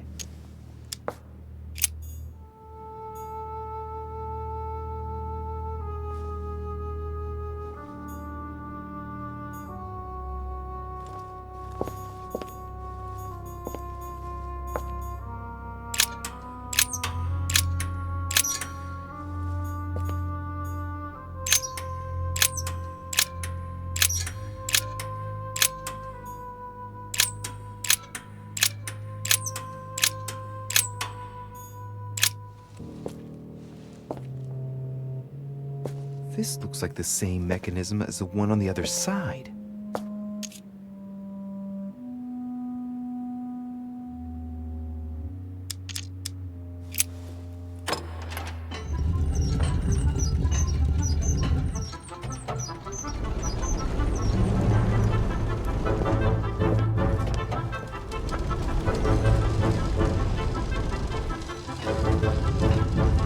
Well, better not dwell on it then.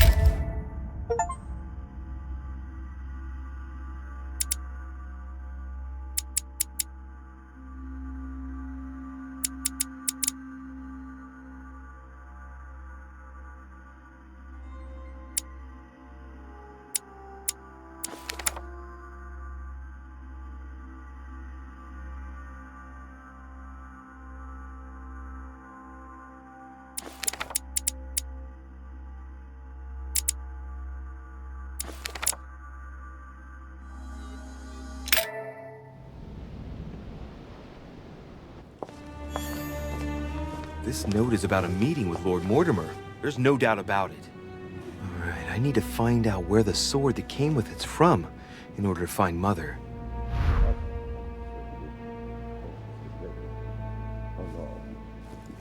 You're joking, I hope. Don't tell me you've done that. Really? How do you expect me to guess? Oh, for God's sake, just ask them. We must absolutely inform Sir Gregory. How long has he been trying to collect all the spears? I must have brought him the first one 20-odd years ago. Do you know if he has managed to get the original? Well, in any case, he's got all the ones we had at the Vatican. He made me replace them with copies. But I don't understand your reaction. I'm sure it is nothing serious. I can see very well you do not understand. You have done nothing less than sign our death warrants, and still you don't understand. Someone is listening. What? Monsieur de Richet, why not join us rather than find yourself eavesdropping? I didn't want to interrupt you. I'm sorry. Of course you didn't. So, my son, what can we do for you? I didn't mean to spy on you, but you caught my attention. Your Eminence, I don't know what you said to Mr. von Boldena, but the poor fellow looks positively crestfallen. Not at all. Don't you believe it, Louis? I was just telling Monsieur about Lord Mortimer's burning passion for holy relics. You must have noticed he's a bit of a collector. Well, for years, he has been searching high and low to bring all the copies of the Holy Spear together. As I was coming here, I thought I'd bring him a few of them. That's all. Be quiet, for God's sake. Please leave us, monsieur. His Eminence and I wish to finish our discussion alone.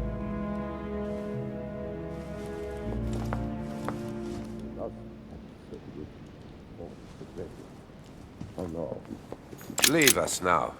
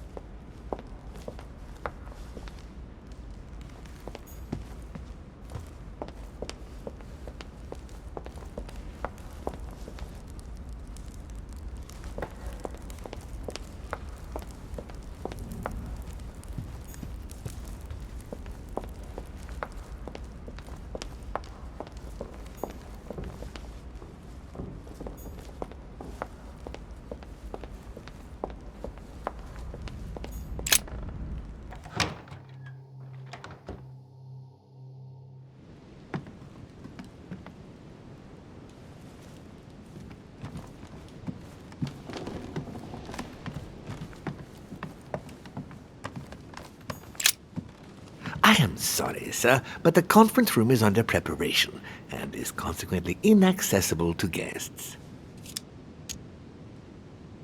Excuse me, but could you perhaps help me? That is what I am here for, sir. What can I do for you, sir? I'm trying to find out where this sword came from. From the garden, sir. That sword belongs to one of the statues in the garden. Thank you very much. Do not mention it, sir.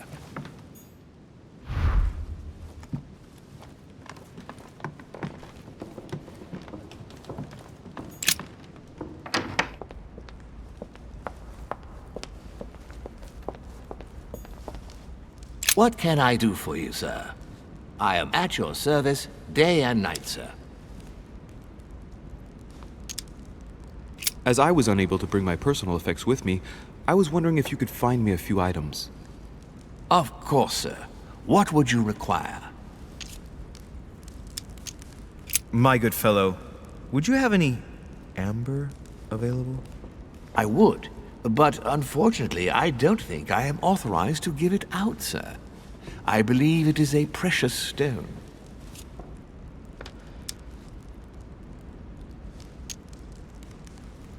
Look, you aren't going to kick up a fuss about a vulgar piece of resin, are you? Don't believe what they say about amber. It does nothing to warm up infants' bodies, let alone prevent toothache. And neither does this fossil oleo resin stimulate fertility. You can believe me. Thank you for educating me. I didn't know. Here you are, sir. Does sir desire anything else?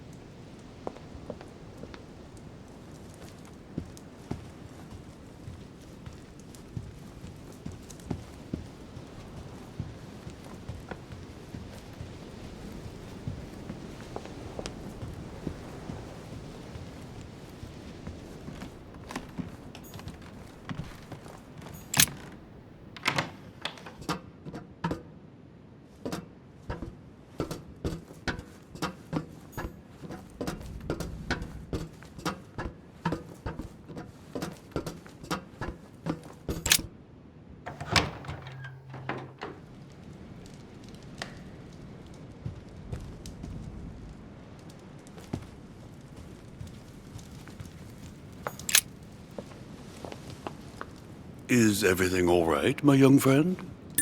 Wonderful. Isn't that lovely? Well, see you later.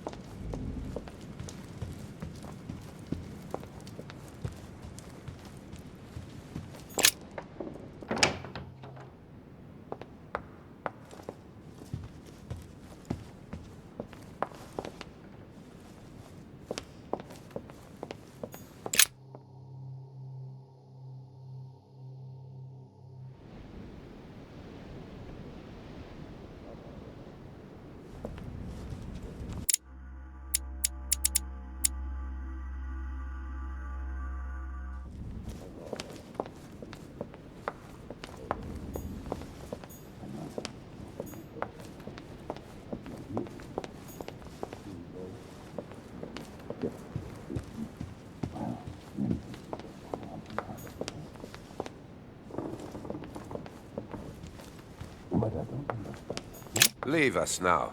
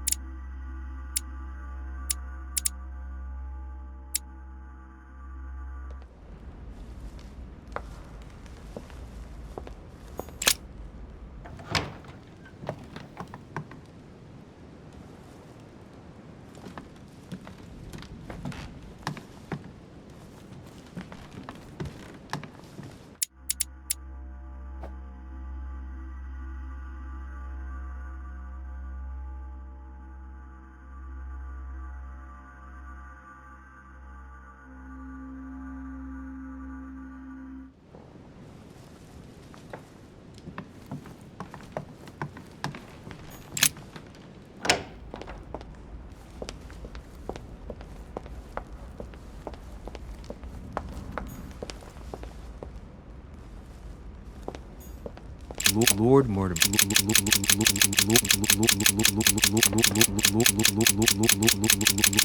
Lord Mortimer certainly has a taste for staging rooms.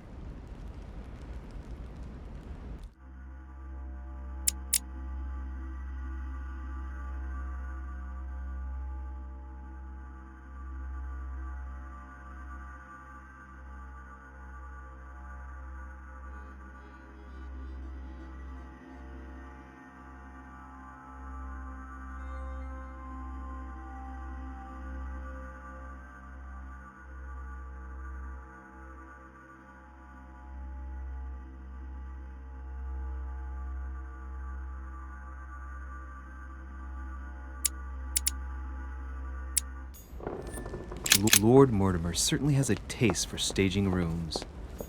What can I do for you, sir? I am at your service day and night, sir. Could you tell me where this sword comes from, please? Certainly, sir. How did such a sword come into sir's hands? My good man, I'm afraid you're overstepping your role. You're the one who's supposed to be giving the answers, not me. Naturally. I hope that sir will forgive me. If I were sir, I would look in the garden. This sword looks like it's from the garden statues. And how can I get into the garden? There are two ways, sir. The first way to get to the garden is by the hall, between the conference room and the portrait gallery. The second way is directly through the portrait gallery. Sir would just have to go out by the French windows. Thank you, my good man.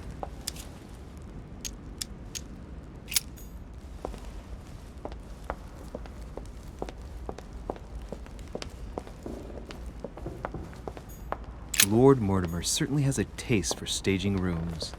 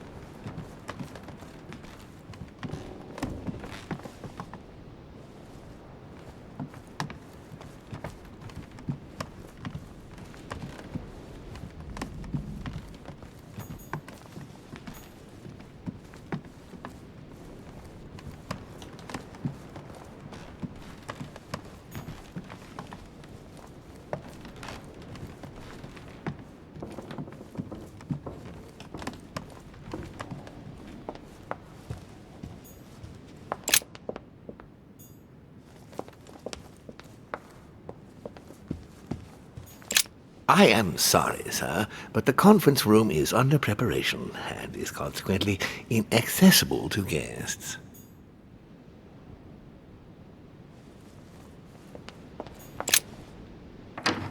The sword probably came from this garden, but what could it have been used for?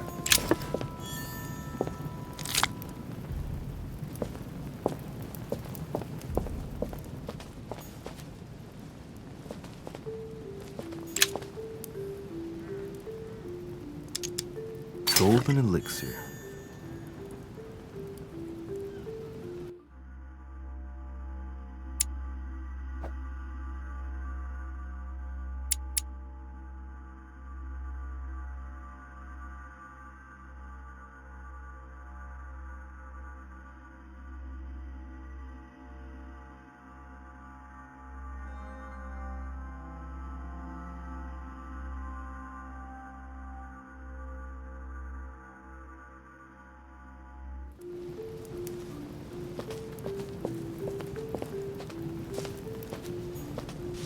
Well, Monsieur de Richet, what brings you here?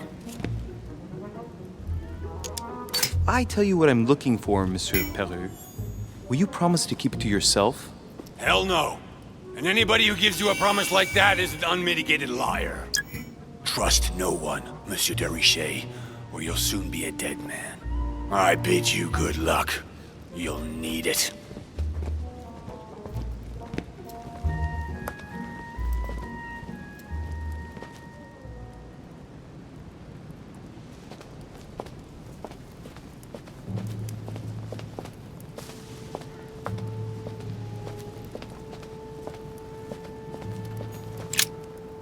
Ariadne.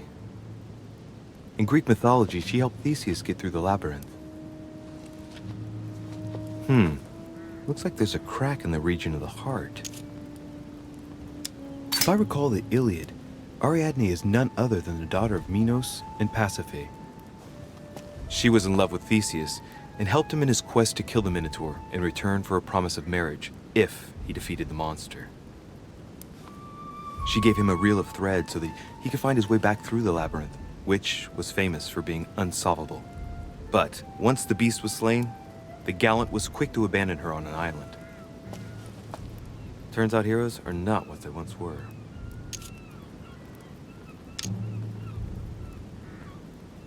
If I recall the Iliad, Ariadne is none other than the daughter of Minos and Pasiphae. She was in love with Theseus and helped him in his quest to kill the Minotaur in return for a promise of marriage if he defeated the monster. She gave him a reel of thread so that he could find his way back through the labyrinth, which was famous for being unsolvable. But once the beast was slain, the gallant was quick to abandon her on an island.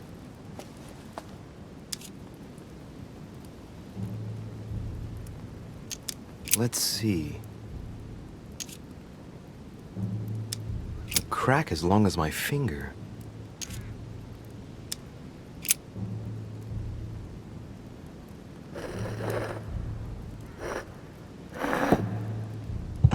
What's going to happen if I've got it wrong?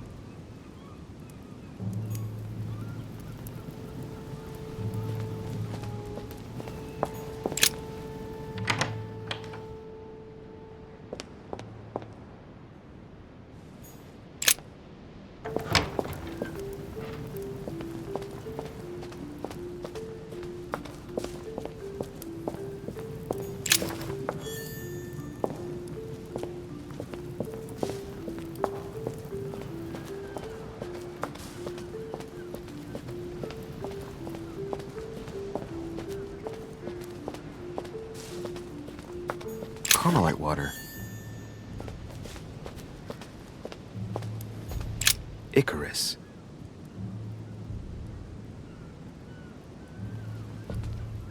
The son of Daedalus and Nocrate. Impossible to mistake him with those wings. After flying too close to the sun, they came unstuck and he fell to his death. Pity.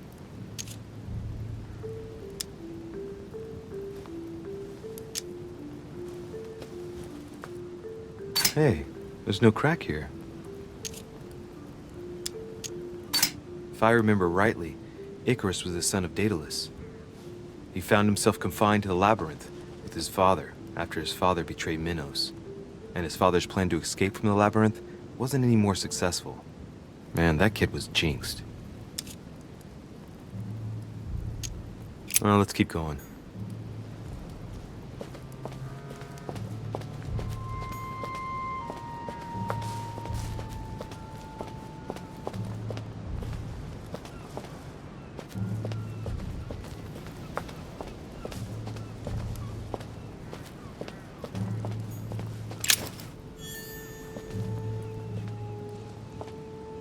I wonder what this kiosk is doing in the middle of the garden. Too cramped to be able to do much. Well, there must be something going on there. What is that? It's like a sort of opening mechanism.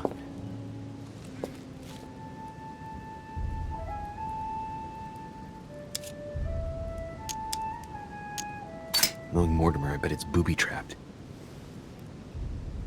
There's a little hole at the fingers. I'm pretty sure if I get it wrong, I'll get pricked. Damn you, Mortimer.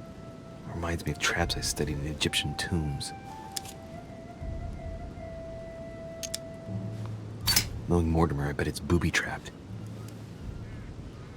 There's a little hole at the fingers. I'm pretty sure if I get it wrong, I'll get pricked. Damn you, Mortimer. Reminds me of traps I studied in Egyptian tombs.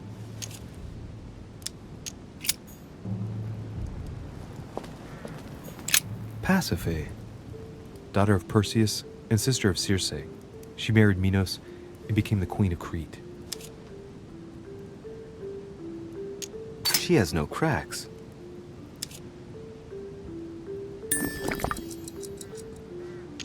I seem to recall that her fate was not something you'd want. She was punished for the sins of her husband. She had to mate with the sacred bull of Poseidon. 9 months later, she gave birth to Asterion, better known as the Minotaur. It's crazy to see to what extent women have always been mistreated. When they're not harpies, gorgons, and other witches, they become victims. All right, well, let's continue anyways.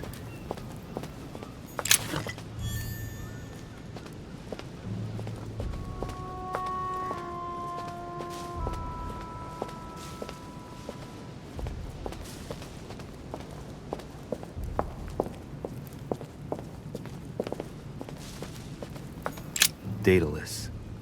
He's the architect of the labyrinth, and if I'm not mistaken, he's also the father of Icarus.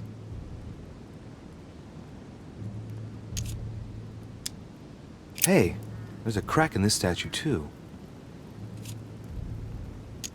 The crack is thin and about as long as a finger.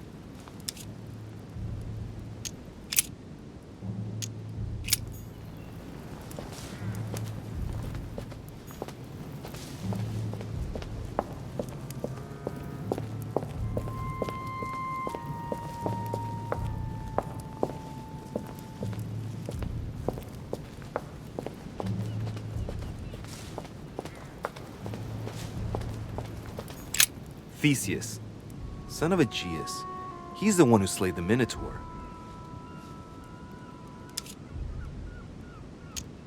Looks like a crack has been made on his torso.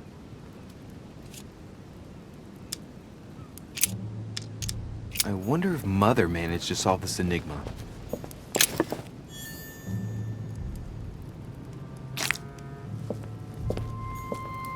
Minos, son of Zeus and Europa.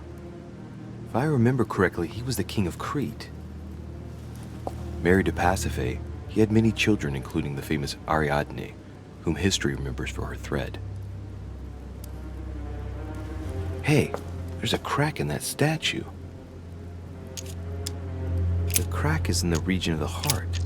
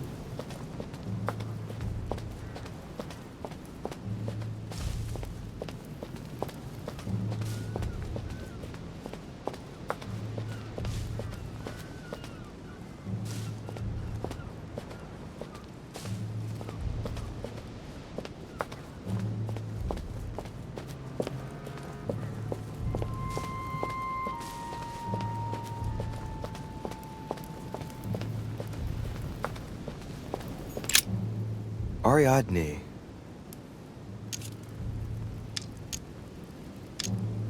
Try something else.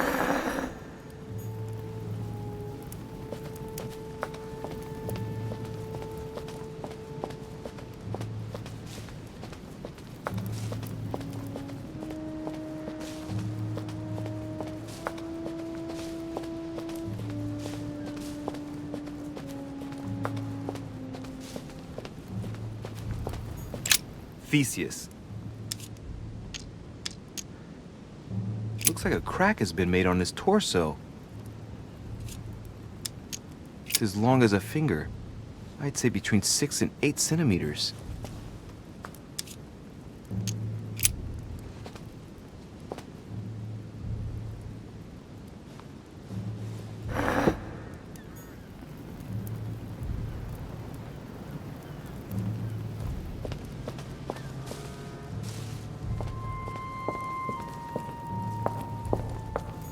white water. They say that if you drink this, it gives you a real boost. Asterion. It is rare to see him like this. In general, he's represented with the head of a bull, with the features of the Minotaur. The famous son of Minos and Pasiphae. Asterion was the son of Pasiphae and Minos, or rather the result of a curse put on Minos. Minos was punished for betraying Poseidon. Of course, as strangely it often happens, it wasn't he who was punished, it was his wife. She had to mate with a bull, no less. From that union, Asterion was born, who everyone knows as the famous Minotaur. Rejected by Minos, he was shut up in the labyrinth so he could never leave. And, as if that wasn't bad enough, he died by the hand of a hero desperate to restore his reputation. Technically, Asterion is the victim of the story because he's described as a child cast out from birth. Born from an extramarital union because of the errors of his father, he was treated as an outcast all his life. And he died as innocently as he was born. A tragic story, as the Greeks knew how to do so well.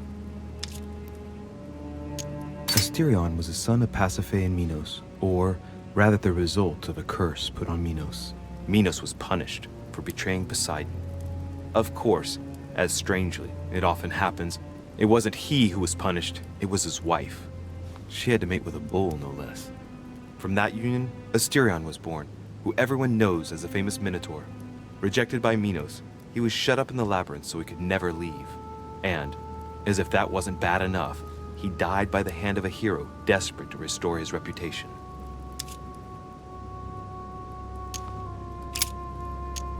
Let's go.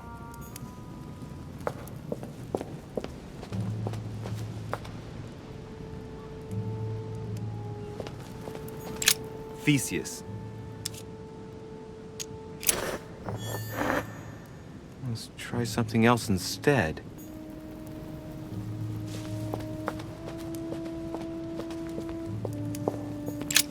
Asterion. The statue has a crack in it.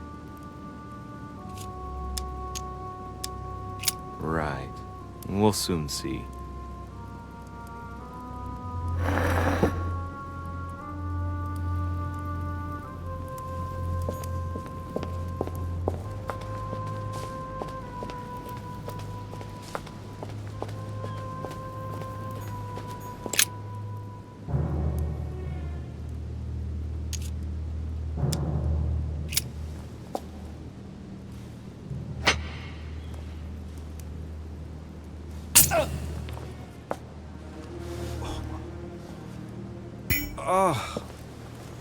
What's wrong?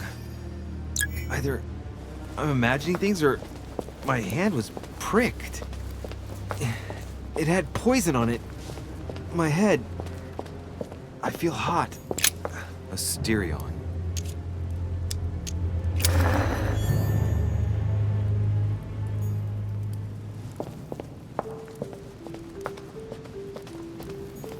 Theseus.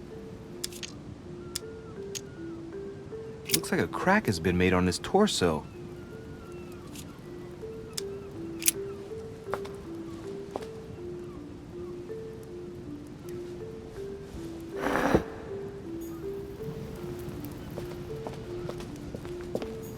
Minos.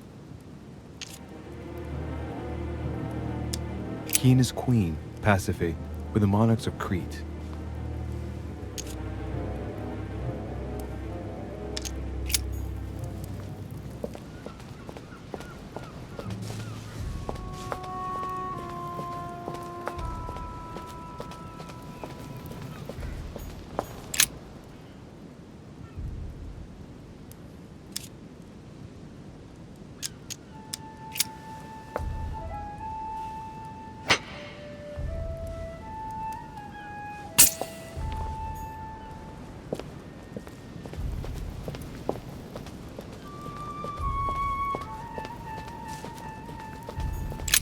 Theseus.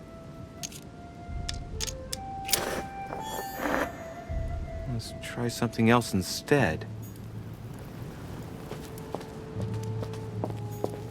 Minos. The crack is in the region of the heart.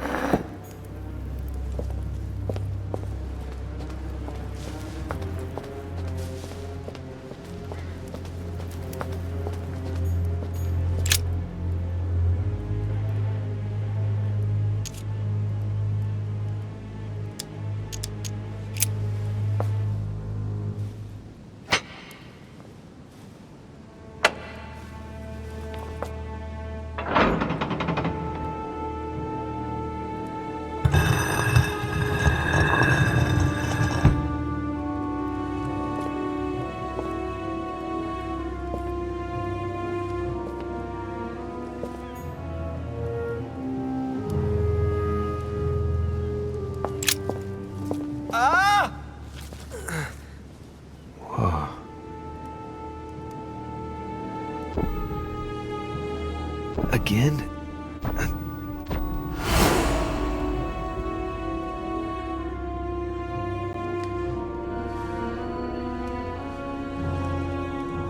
You can't be serious, Manuel. You know that's not going to happen. You must leave me alone now. I have agreed to everything. Even to... Agreed?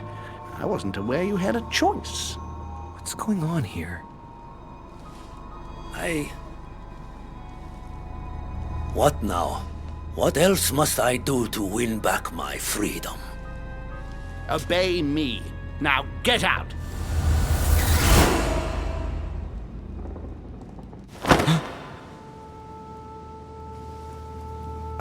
What was that? That's the third time in 3 days.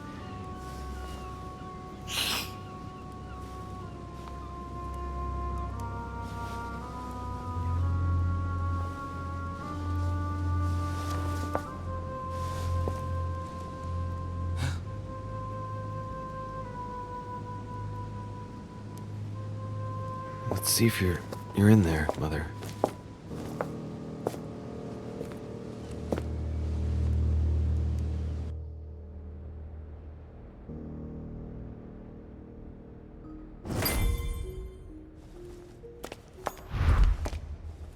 Amber.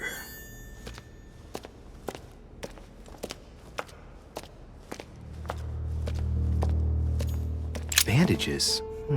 Someone's been patching themselves up. Looks like my mother took advantage of being in hiding to change her bandages, huh? This is silk. She must have used her own clothes. These bandages are pretty basic. She'll be lucky if she doesn't get an infection.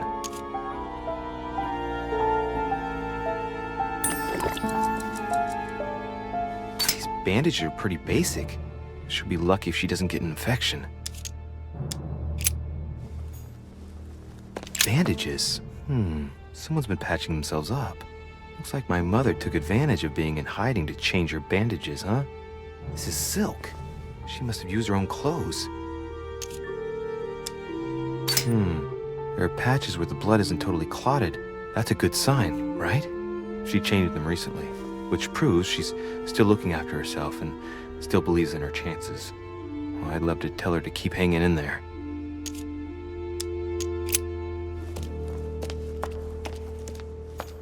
A ruble.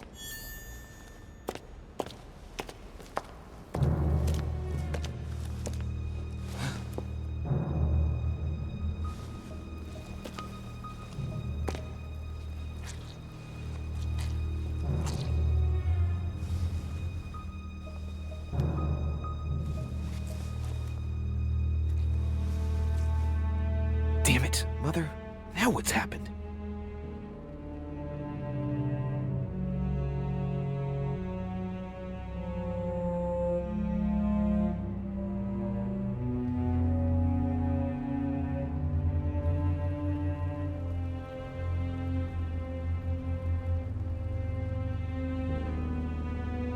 Don't move! Wait, I'm not armed. Who are you? Good God, Mother, what have you— Tell me who you are!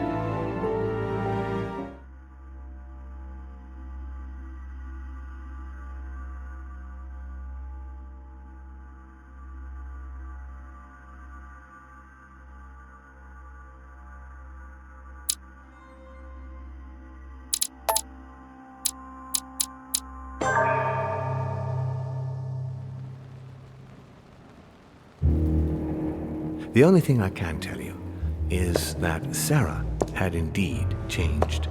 In your opinion, why would your mother remain in hiding over several weeks? You must leave me alone now. I have agreed to everything, even to... But you do realize your mother will have to accept the consequences of her acts. I hope that your search will prove successful and bring Sarah back to us soon. I'll be leaving now because whatever it is you're up to, I do not want to know. Since then, we have become one and the same. We have officially erased the identity of my sister Emma. Emily Hillsborough, the woman with two faces. Everyone seems to be a little unnecessarily heated. Don't forget where you are, please.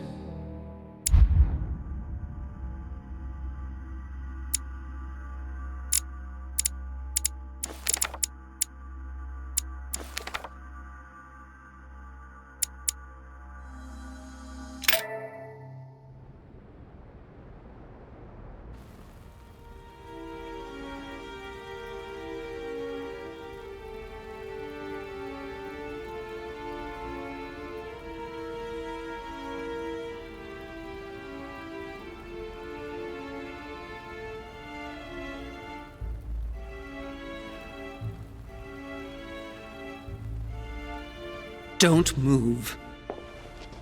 Wait, I don't... So you've come at last. Easy. Let me turn around. Oh my God, Mother, what has happened to you? Who are you? What? But, Mother! Who are you? It's me, Louis, your son. No, you lie. You won't catch me out like that. Louis isn't here. He obeys his mother. He would never have come here.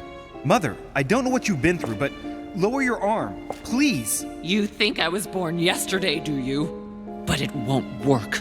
I'm begging you. One day you will fall. Mother! Why are you here? Remember Al-Azif? I was sure. Where's the book, Mother? So that's what you want? Well, you will never find it. Emily died for that. What's got into her? You are evil incarnate. Every word that comes out of your mouth is sharper than a razor blade. I don't wish you any harm. Really, Mother. It's me, Louis. Don't speak to me about him. You will never get him. Mother, stop torturing yourself. It really is me, Louis. How can I convince you? If you really are who you say you are, what was the saying I taught you? You've been telling it to me since I was 3 years old, Mother. How could I ever forget it? Always keep your mind rational and open. You knew it. You are smart. You're getting me muddled up. Tell me, rather, whose place were we at when I told you I was coming here? Mother, I really am your son. You can't trick me. We were in Paris. We were investigating an art dealer. His name?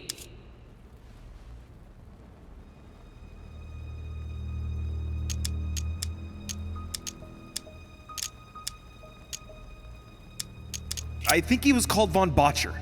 You think so? Wrong. Louis would never have gotten it wrong. No, wait, it's just a detail. He lived in Paris, near the Notre Dame Cathedral. We investigated him for 3 months. He made a fortune by taking advantage of gullible collectors of Parisian high society. You're a good actor. He was an ancient art dealer. He had the book, Al-Azif. And that's what you wanted to get out of me, wasn't it? Not at all. We unmasked him, but then he came after us. We escaped, but you didn't want me to intervene. I listened to you, and we knocked him out. What? How? You can't know about that. Louis, no, is it really you? No! It's not true. It's a nightmare. Don't tell me that. Have you spoken to him? Oh, shit. She's completely panicked because I spoke to Mortimer. It seems she's afraid of what he might have said to me about her. Did he speak to you? Mother, I don't know what you're imagining, but don't worry. Everything will be all right. If you're worried about what I might think about Elizabeth Adams, honestly... Oh, Louis! Elizabeth is the last of my worries right now. I did what I could for her, but it was too late. Very well. Rational and open, Louis. Since you arrived on the island, has anything strange happened to you? Depends on what you mean by strange. Does a savage murder of the secret daughter of President Washington's good friend count as being strange? What? So Elizabeth is dead? Stabbed several times. Don't you think it's time you told me what's happened to you? No, not now. Now shut up and listen to me. We might still have a chance. Something of utmost importance is going to play out right here. What are you talking about? A conference, Louis. I should think all Mortimer's guests have arrived by now, haven't they? Yes, they have. Since this morning. Perfect. The conference will be able to begin. You will attend this conference, and you must find out what Mortimer is up to. Don't trust him, Louis. Understood? Louis, I made a mistake by coming here. We are in the lion's den. Mortimer, Holm, their guests, watch what happens. Do you think it's normal that the representatives of the most powerful nations are here all on their own without anyone else? On an island in the middle of nowhere in total secrecy? No, not really, but... Louis! They shape the world. They manipulate us. Everything is decided here and now. They create and break states, provoke wars, destitute governments, or decide who will be their leaders. Open your eyes! Mother, calm yourself, please. Nothing is impossible for them. They are capable of reaching everyone, wherever they may be. Through high society banquets, they model the future of us all, and it isn't at all an issue for them. And? What do you propose? It's time to act, my son.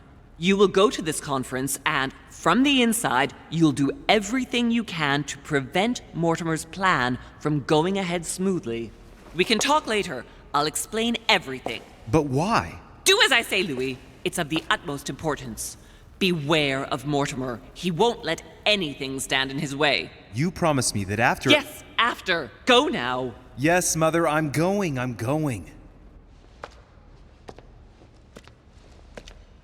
One more thing, Mother.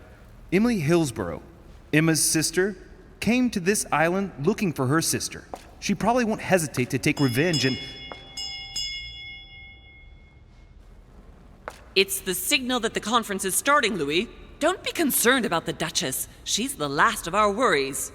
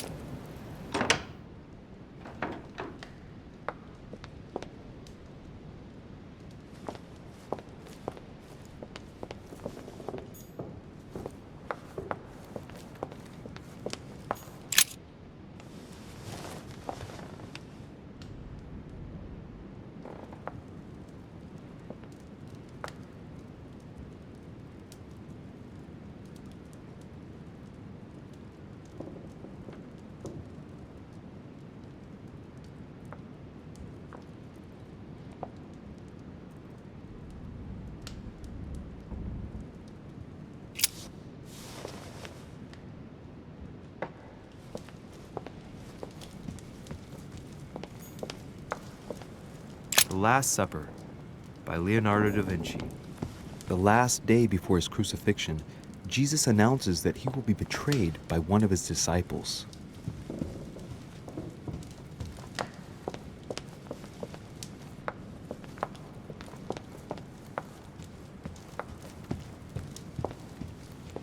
Monsieur de Richet, you're the only one missing at the conference. Please join the guests. Monsieur de Richet, you're the only one missing at the conference. Please join the guests.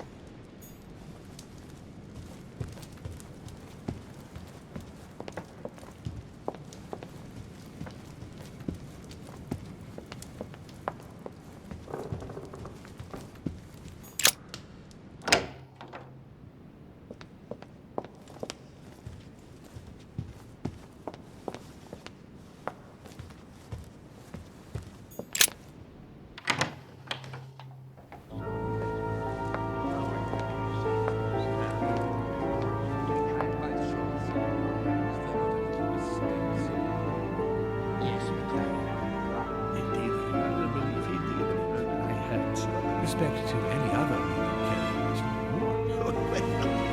Totally wrong, I assure you. I have suspected it. That does seem the same.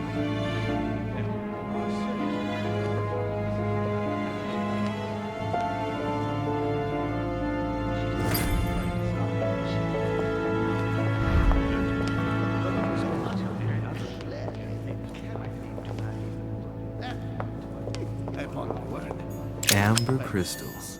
It's very decided indeed. That does seem the same. I have suspected it for some time. They will come to nothing, you know.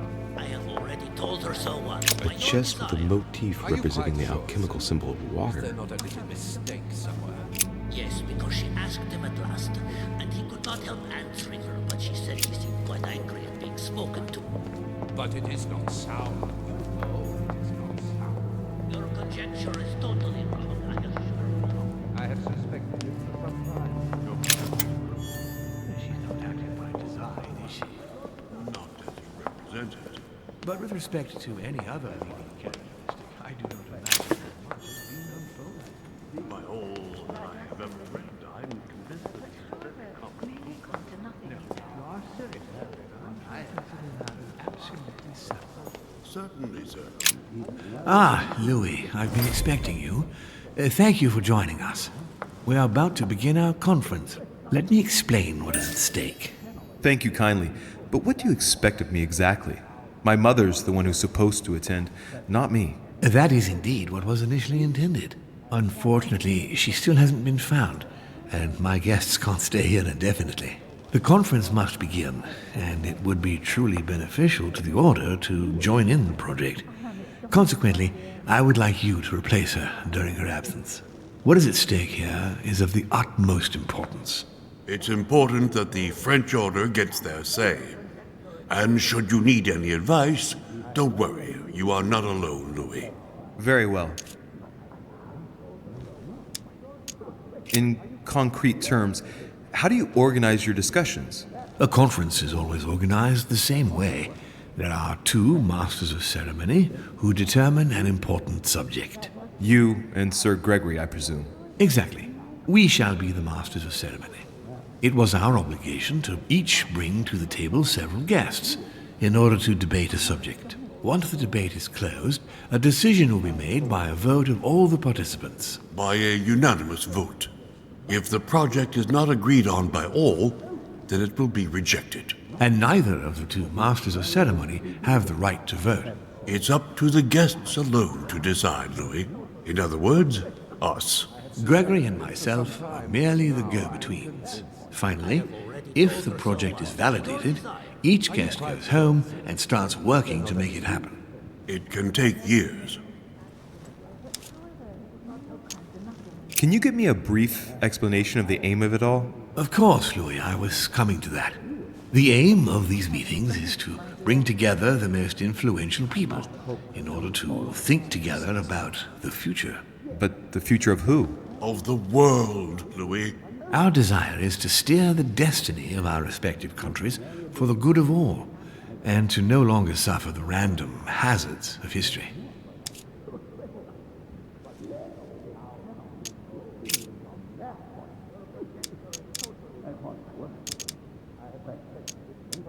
Can you give me an example of an event that was decided here before being implemented in the outside world?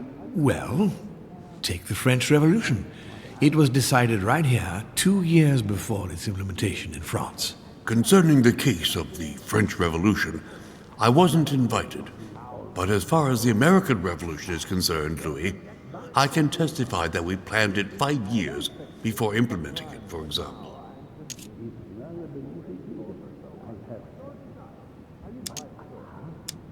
Louis, let me keep you a moment. I would like to let you in on a secret before we begin, because I'm going to need your assistance. You see, the project I'm going to present concerns the territory of Louisiana in North America. It's currently Spanish territory, and I'm going to make the proposition to the Assembly for it to become French. My idea is to increase the territory of the United States.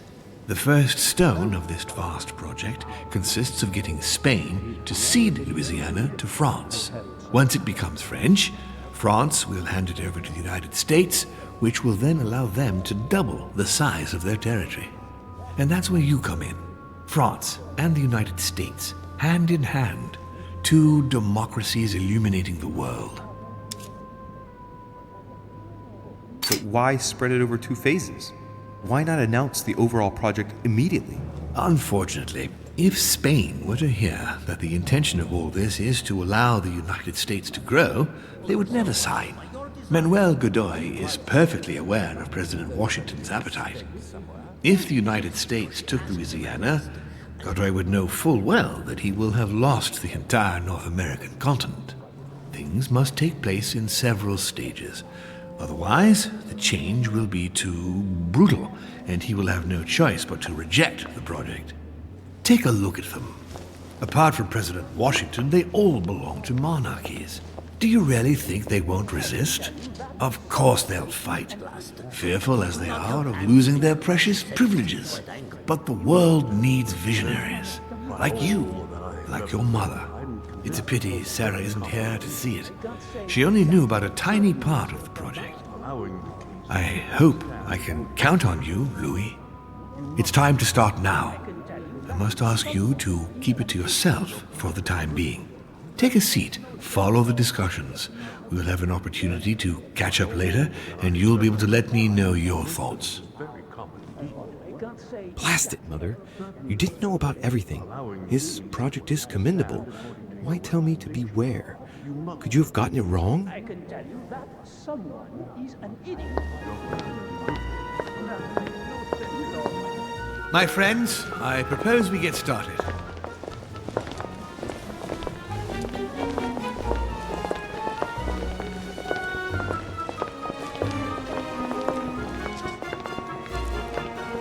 First of all, I would like to thank you for taking the time to come. The honor is ours, my lord. As per our custom, here we are all together to discuss the face of tomorrow's world. Even though there may be certain tensions between our nations, I must ask you to keep an open mind. As Sarah de Richet is unable to be among us, please welcome Louis de Richet, who will represent the Golden Order and will vote on its behalf when the time comes. Welcome among us, Louis. Welcome, Monsieur. I hope he'll be more effective than his mother regarding the protection of the King of France. The Order has proved particularly inefficient. Come, Manuel, you're not going to spoil our visit. The Order's mission was not to protect King Louis XVI, as far as I am aware. We are talking about a king of divine blood, for goodness sake. It seemed obvious to me he needed protecting. If the Golden Order wants to pride itself on being an influential organization, it should have kept him alive.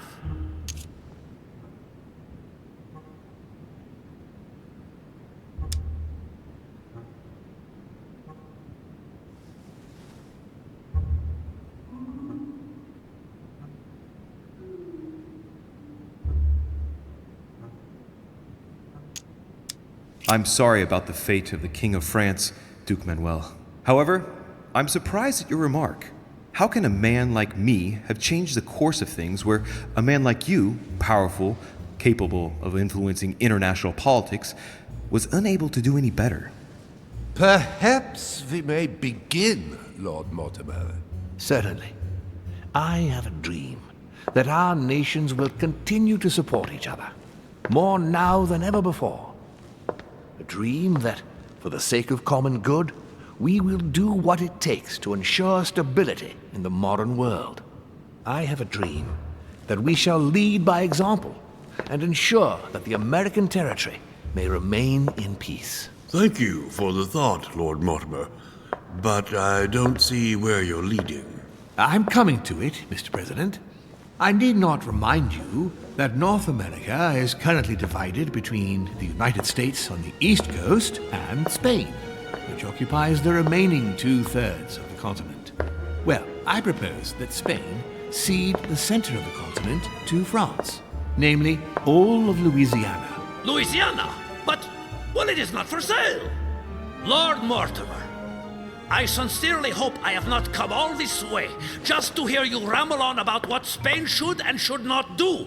When we went to all the trouble of gaining the territory a few years ago, it was not just to lose it today. Have I made myself clear?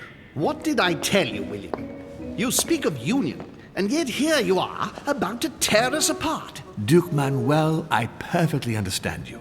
But rest assured, you will soon adore my proposition. You shall see.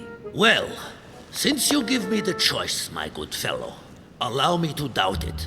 However, I am impatient to hear what Spain could possibly gain from the sale of Louisiana.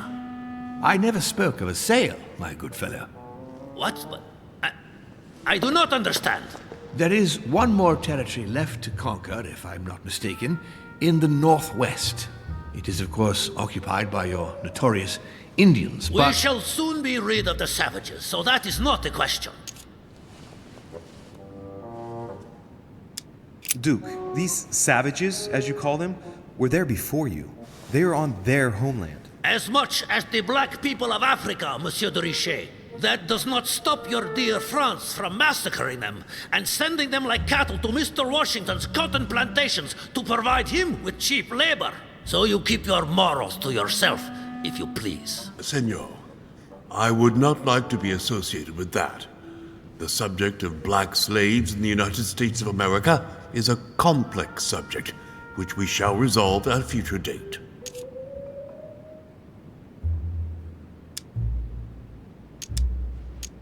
It obviously doesn't stop you from sleeping at night. Not in the least. Do not imagine I have anything against the American Indians or the blacks. That is not the question. But business is business. It is the natural order of things, Monsieur de Richet. There have always been men who govern other men. That is simply the way it is. Might as well be the likes of you who rule. Is that right? But of course. Come now, my friends. Let us not digress.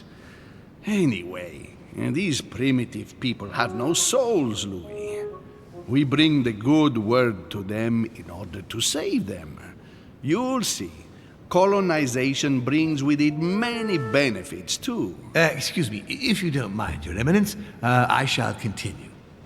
Duke Manuel, I believe that Spain should cede Louisiana to France free of charge. This is utterly grotesque, Lord Mortimer.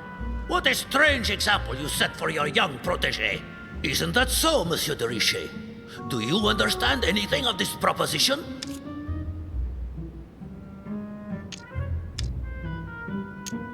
I must say, William, I find your project mostly disfavors me. I thought you were my friend. And I am, Mr. President. That is why I'm doing everything in my power to calm your expansionist fervor. France, in Louisiana, should persuade you not to attempt anything to take the territory by force. Louisiana is a vast wetland where you would needlessly lose most of your troops. It would weaken you and offer certain nations the perfect opportunity to take back your famous United States. I am protecting you from yourself, George. Trust me. I understand. But with friends like you, sir, I certainly don't need any more enemies. I hope you know what you're doing. Not to put too fine a point on it, Lord Mortimer, but I doubt the Holy See would be in favor of Catholic Louisiana being handed over to secular revolutionaries and king killers. I should think Monsieur de Richet has an opinion on this subject, does he not? In any case, my lord, I doubt the English crown will agree. Ich versichere Ihnen, Emily, nie Preußen wird diese Vereinbarung akzeptieren.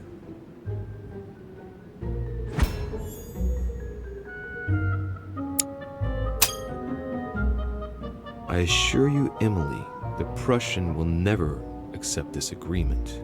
Volner looks like he's set on ruining Mortimer's plan. Duchess, I am persuaded that we shall find a common ground. That's enough, William. These are grave times. We don't care about the fate of Louisiana. That worthless expanse of putrid swamps interests no one but yourself. Speak for yourself, my friend. Hold on there, Mr. Royal Gigolo. Lower the volume, and let Sir Gregory finish.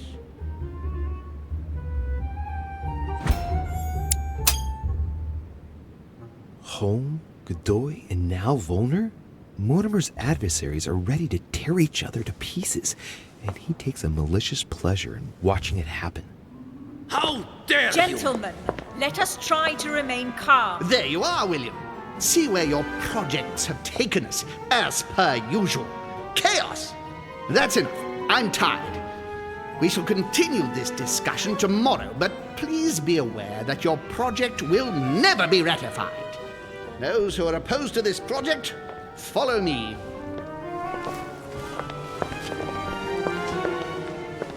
Are you coming with us, Monsieur de Richet?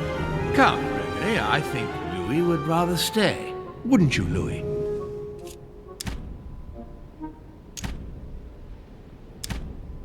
At the risk of displeasing you, my lord, I'd rather follow Sir Gregory. I don't think this is a place for the order. Louis? No. Let him go, Mr. President. Everyone is free to choose.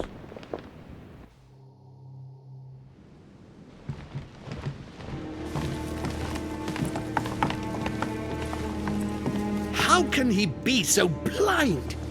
If he keeps this up, he'll lead our countries to their destruction. Don't worry, we shall counter him, Sir Gregory. We have to act immediately. Calm down, Gregory. We only have to vote against his project, and that's it. They haven't got a chance. Just one vote will suffice. True. There is no chance of a unanimous vote. And he knows it. He must be preparing something else. What is he plotting? I know about his plan. What did you just say, Louis? His aim is for the United States to take the whole of the North American continent. But that is impossible. A democratic superpower. I don't understand. That has nothing to do with the coming vote. He will ask for France to take over Louisiana, and then hand it over to the United States, and so double the size of their territory. Once that's done, he will just need to push a bit more, and you will lose North America, Duke Manuel. God's blood! Has he gone mad? No, Johann. He has always been mad. Louis, I would like to thank you for what you've just revealed. If not for you, I don't know if we'd have been capable of deciphering his plans quickly enough to be able to counter him. What are we going to do now that we know about it? Destroy him. No! We'll beat him at his own game, my friends. His plan begins with Louisiana, which is still yours, Duke Manuel. He will begin with you. Expect to receive an envoy, French most probably. He will try to convince you by every possible means. Whatever he says, whatever he promises, you have just one response. It's war. If war is what you want, war is what you'll get. And on your own territory, in your homes. Enough games. Spain will join the coalition against France and declare war. You too, Duchess Hillsborough. You will speak to the Queen so that Great Britain commits to going to war with France. What do you expect from the Papal States, Sir Gregory? What do you think? That they hold a mass? They will go to war, of course. What is it that you didn't understand in what I just told you? We all declare war on France. Militarily, politically, and financially. And me, Sir Gregory? How can I help? Louis, you have won my trust. The Order will have to act in France, but even before that, I'm going to need you. Right here and right now. Leave me now. I have to prepare for tomorrow. Let's meet early tomorrow morning for the next phase of the conference, which promises to be most exciting. Louis, I'd like to see you a moment, please. Thank you for siding with me today. I won't forget it. I'm going to need you. Help me counter Mortimer on his own ground. Right here. I'm sure he'll try and win some of you over. He needs our votes. Now, you leave that to me. In the meantime, I must ask you to go and see President Washington and persuade him to trust me and join us.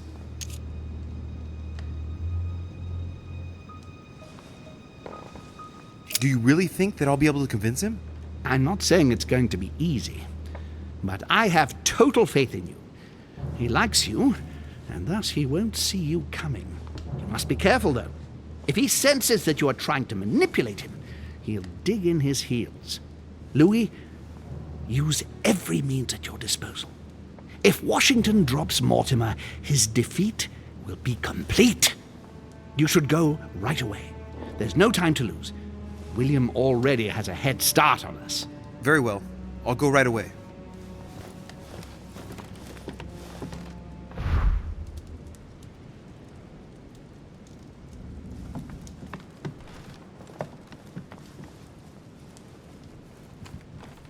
Let me in, please. Oh, I'm sorry, sir, but that's impossible. I'm looking for President Washington. Would you know where he is by any chance? Unfortunately not, sir. All I can say to sir is that the president is no longer in the conference room. All right. I'll go looking for him myself. Thank you. Have a good evening, sir.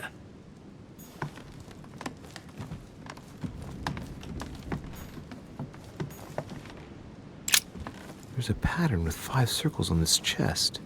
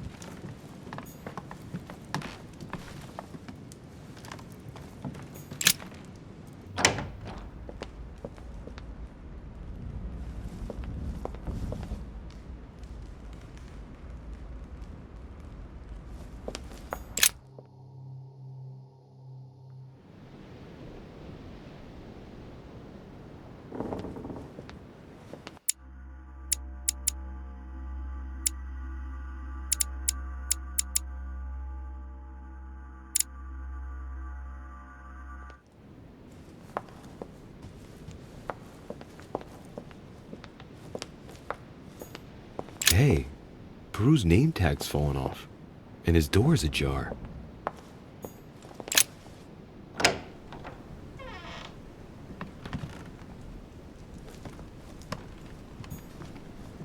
The Massacre of the Innocents by Rubens. A bit gloomy. A pattern with 4 circles.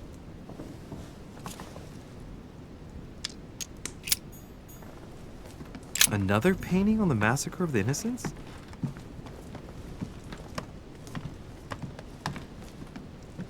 The Massacre of the Innocents, but by Van Harlem. I think that Mortimer likes to play mind games with his guests.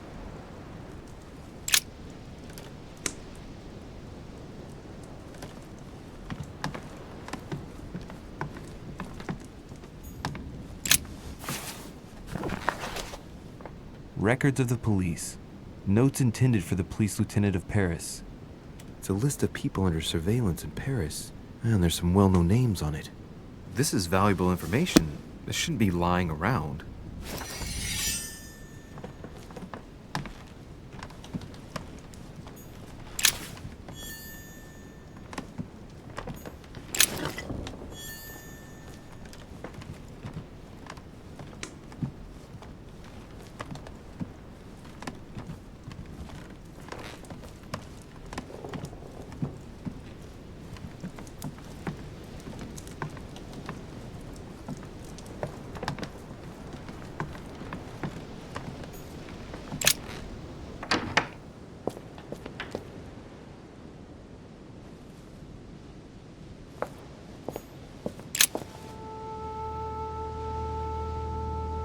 Leave me, Deriche.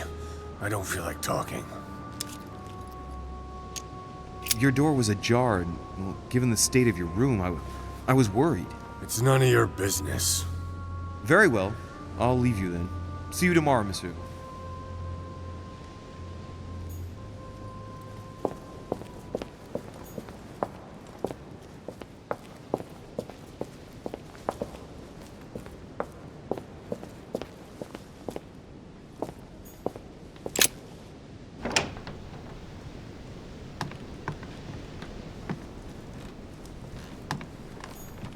French actor Talma as Nero. Amber crystals.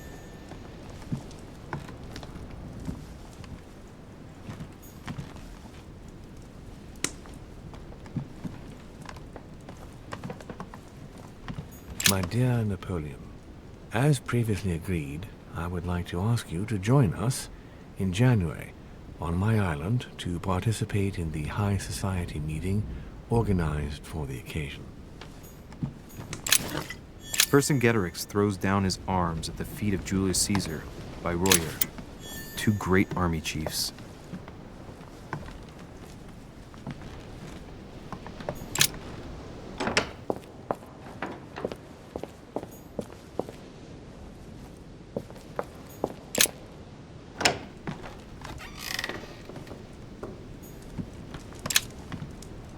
Carmelite water. They say that if you drink this, it gives you a real boost. My dearest son, I'm writing to implore. It's a beautiful weapon. A lovely damask blade. It's marked with the initials of the manufacturer. The Battle of Alexander at Issus, or The Beaucaire dinner. It hasn't been signed yet, but there's a letter with it.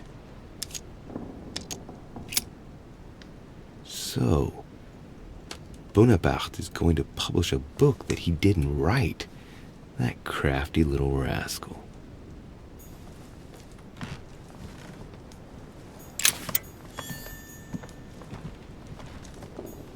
Hannibal crossing the Alps. Another military success. Why do I get nothing but The Prince by Machiavelli? A perfect read for anyone with a surfeit of ambition. That might come in handy.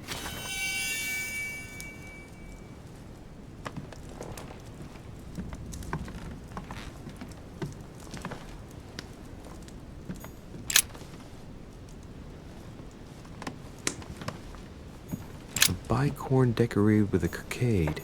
It must belong to a French soldier.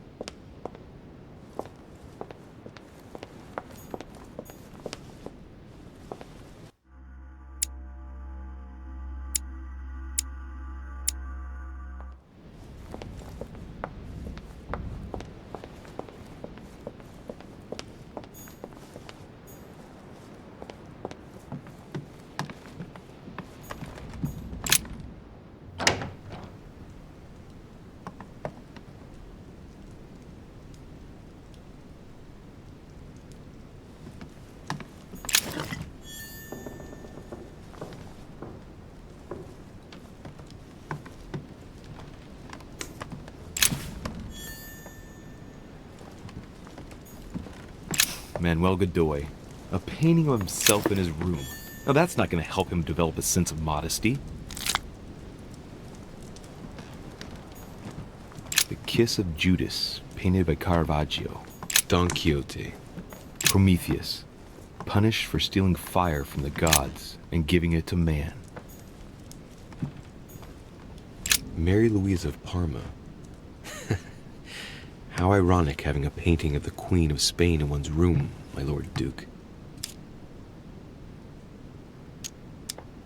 Hey, it looks like someone slipped something in the back here.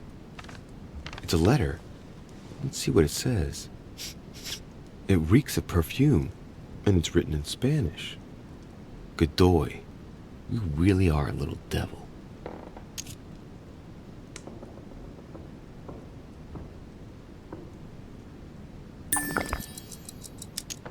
So, let's see what it says.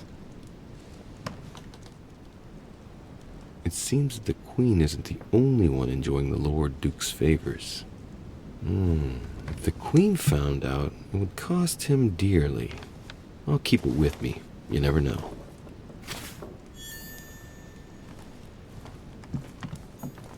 Don Quixote. Talking without thinking is like shooting without taking aim. I have to think about that one. Brutus and his companions taking an oath to kill Caesar. Golden elixir.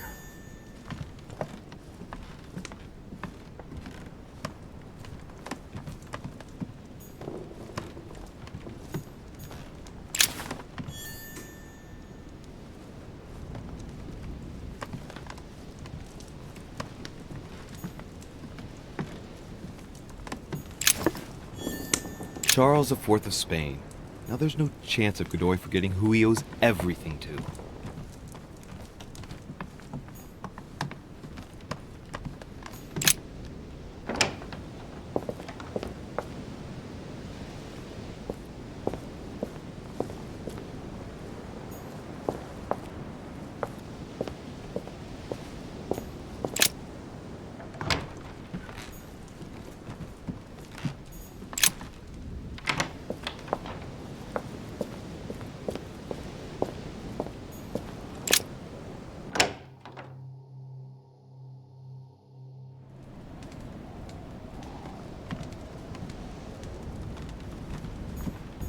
Torture of Ixion, condemned by the gods to lose his mind because of his arrogance.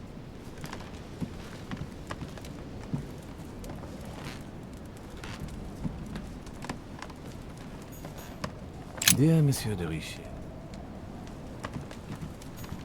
Last Judgment. Why do I always get the most terrifying room? The incredulity of St. Thomas. Why is Caravaggio representing St. Thomas putting his finger in the wound? Inferno by Dante. Abandon hope, all ye who enter here. Golden elixir.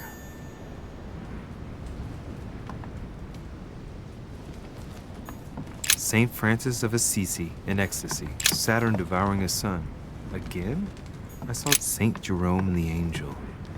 Yet again, art with political undertones with an image of a saint hearing voices.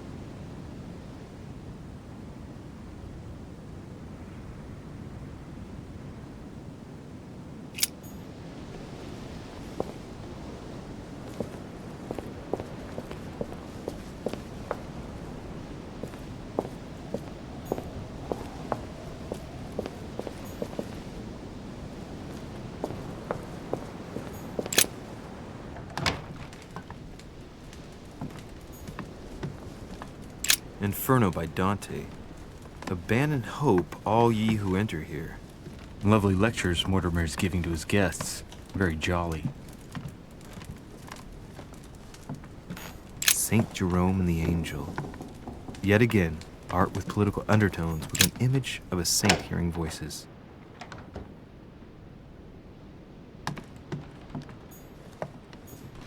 Huh, that's me.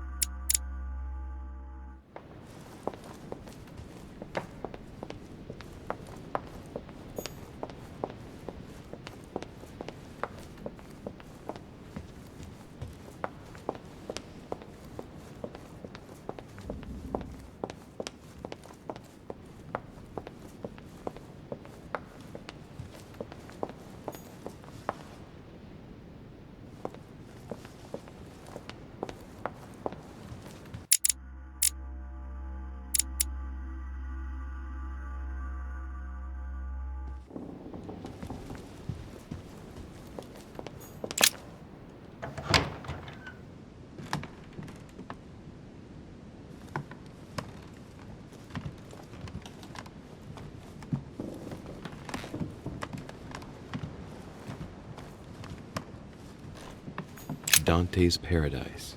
Raise your head and be reassured, for what comes up here from the mortal world must ripen in our rays. A chest with the occult symbol representing air.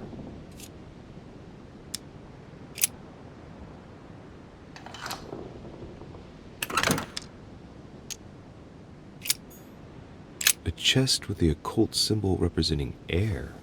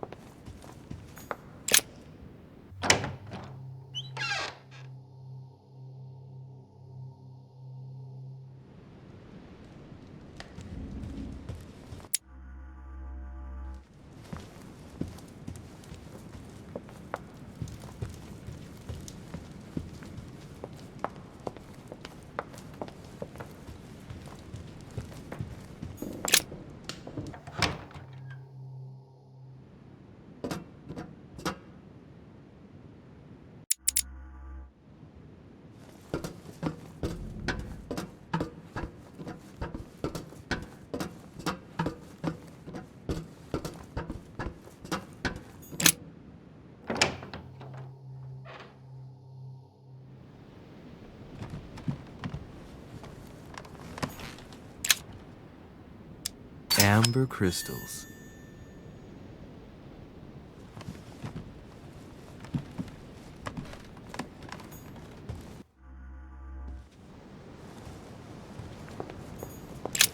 The lock is surrounded by a triple circle.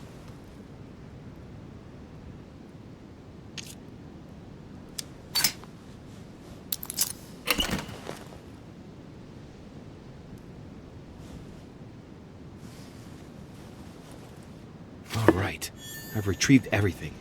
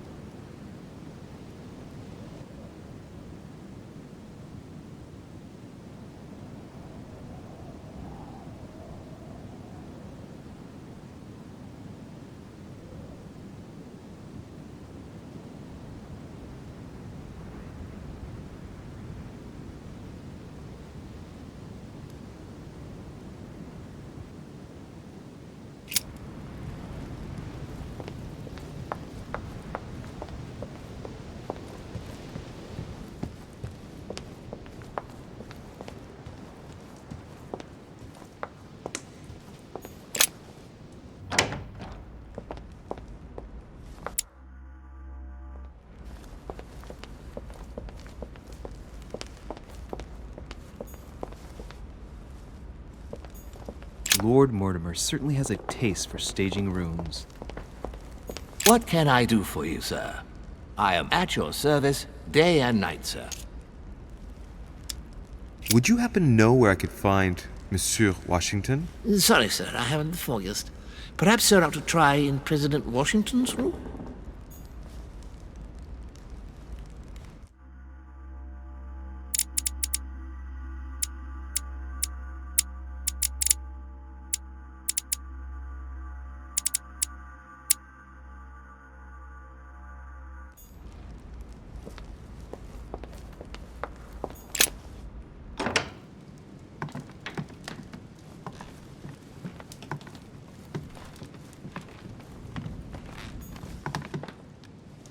Let me in, please. Oh, I'm sorry, sir, but that's impossible.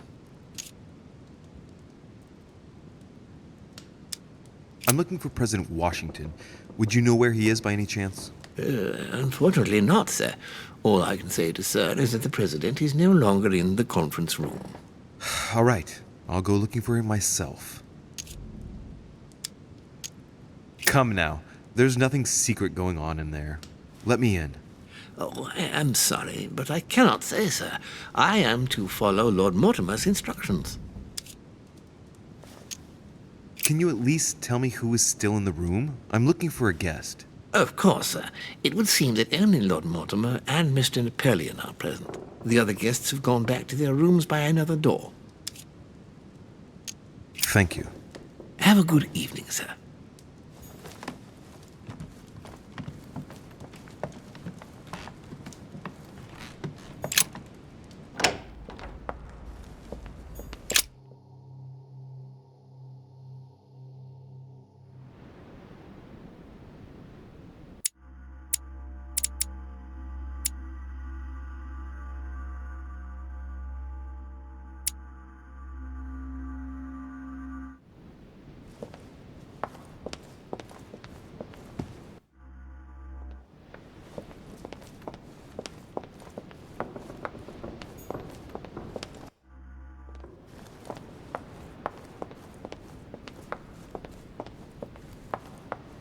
Duchess Emily Hillsborough.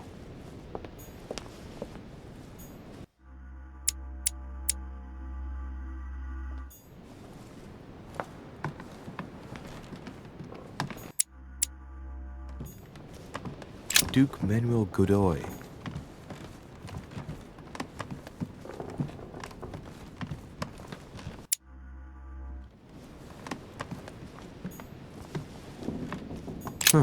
That's me.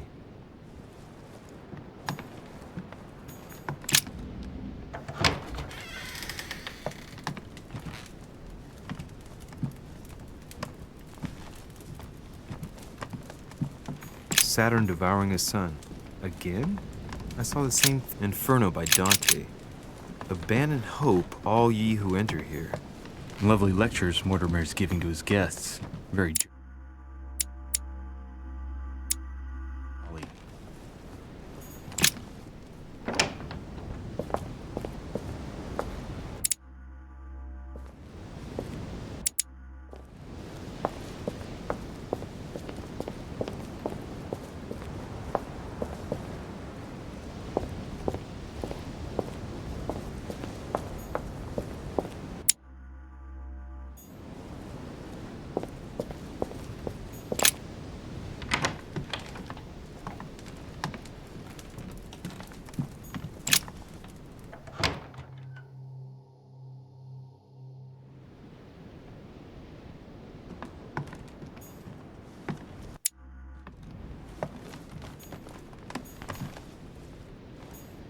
Monseigneur, His Eminence Cardinal Piaggi.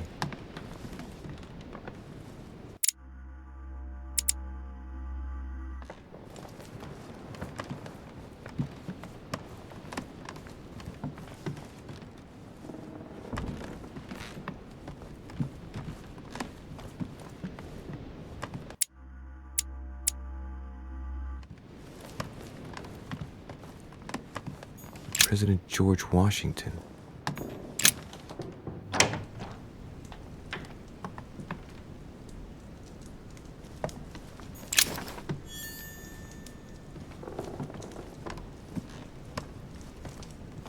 Golden elixir. A map of Vermont.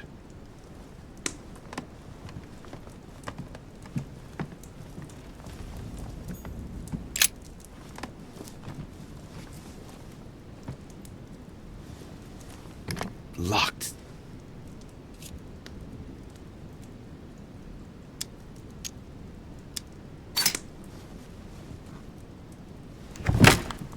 Shit! I've broken it. Oh well, never mind. Let's see what Washington has to hide, shall we? The president's personal reserve of laudanum, and judging by the quantity, he can't go without it. Ah, there's also a letter.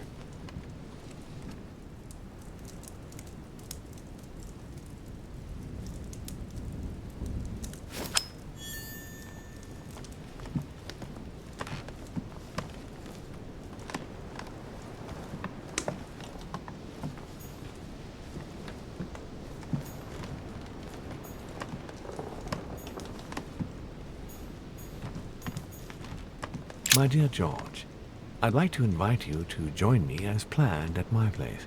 I have a project to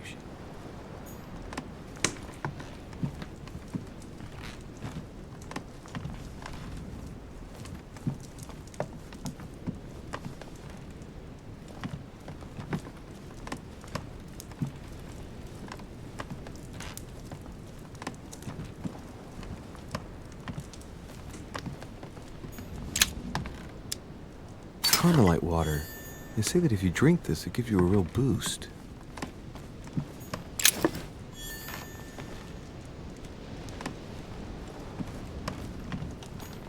Portrait of George Washington.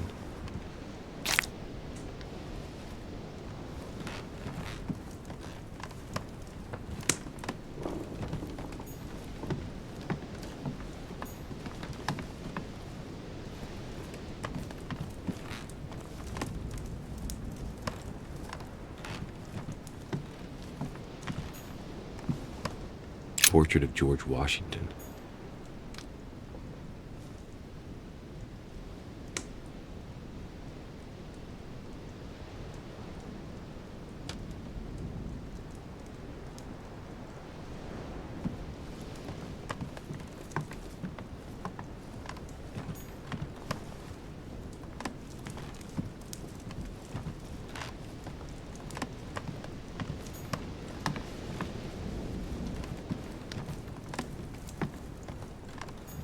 Map of Vermont.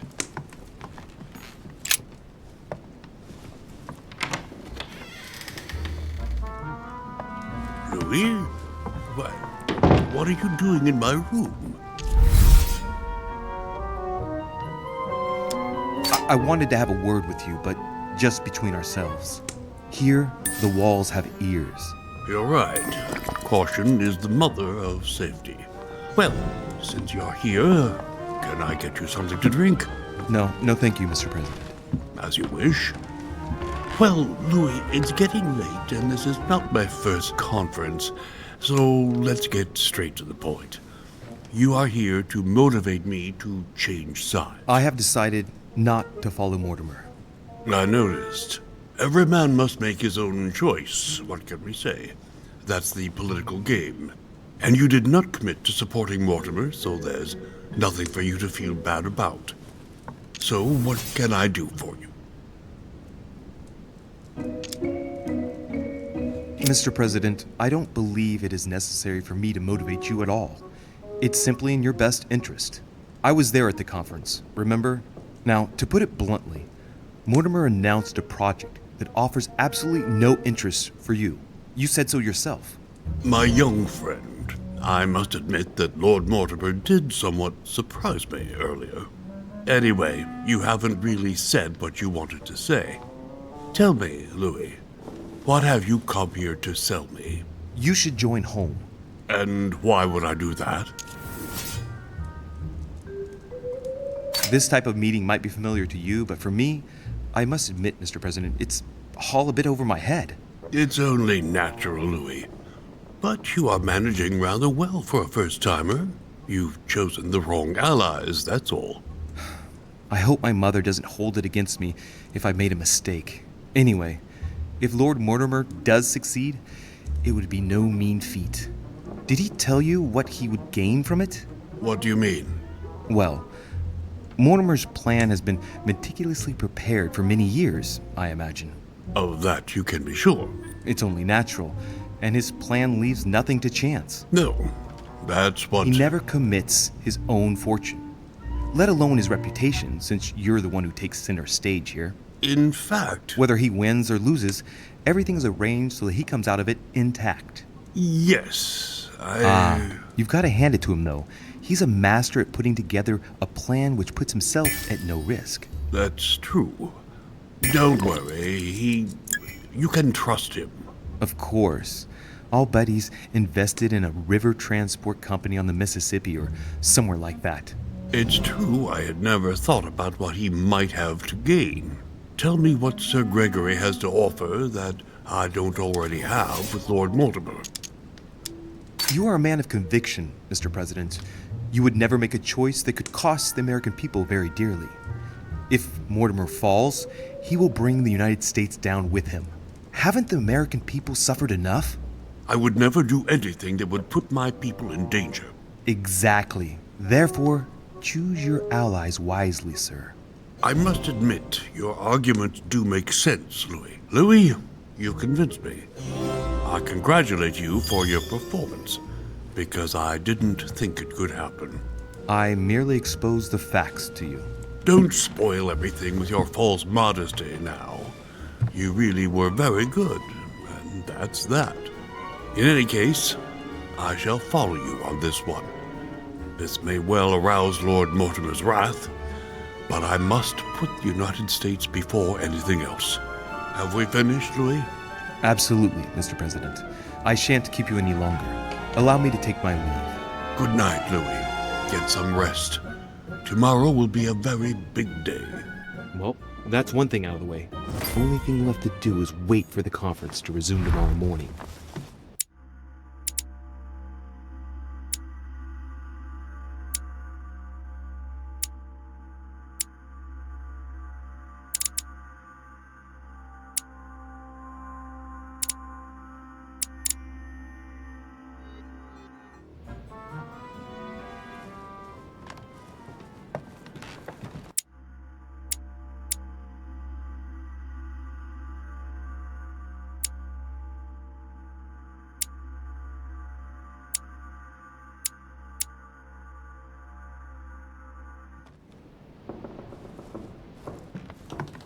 President George Washington.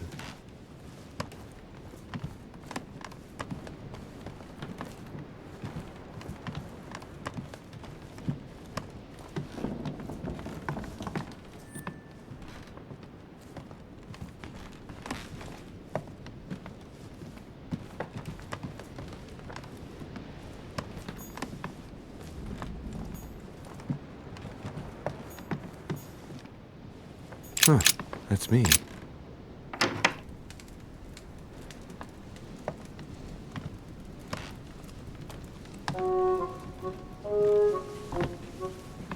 Good evening, Monsieur le Français. Duchess, you're here. What a charming surprise. I'm beginning to think you can't be without me. You have managed to penetrate my armor, sir. Am I disturbing you, perhaps?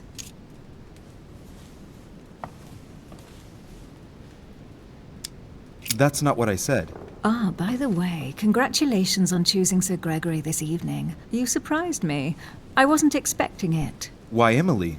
Can't you read me like an open book? Not as well as you read me, it would seem. I'll teach you if you'd like. There's nothing I'd like more. Tell me, are these visits to Mortimer's always so intense? Yes and no. My sister doesn't normally disappear like she has. Any news of your mother?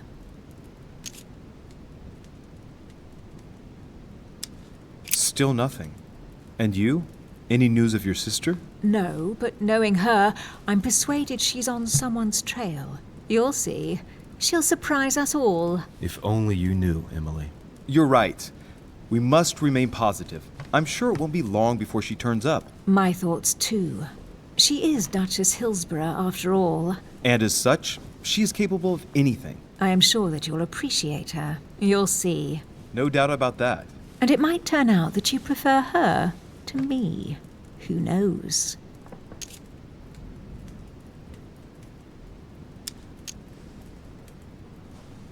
Indeed, who knows? You like to play with fire, Louis. Can we change subject, please? I didn't come here to go through all that again. Of course, it's late. You're right.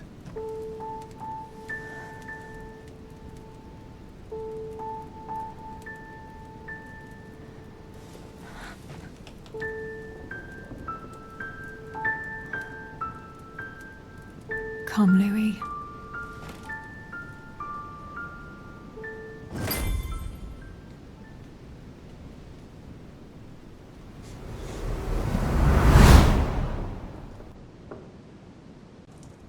My friends, do not worry.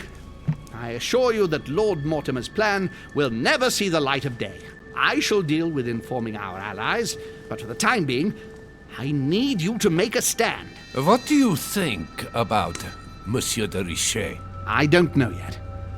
I feel there's great potential in him. He looks like he can be trusted. Why isn't he with us? He was opposed to Mortimer. I'll wait and see. I'm still not sure of his position. And Duchess Hillsborough? Why isn't she here? She's busy. Don't worry about her. Oh, isn't it time to replace her? Not so fast, sir. She is an important figure. You ought to have a little more faith in her. What are we going to do about Washington?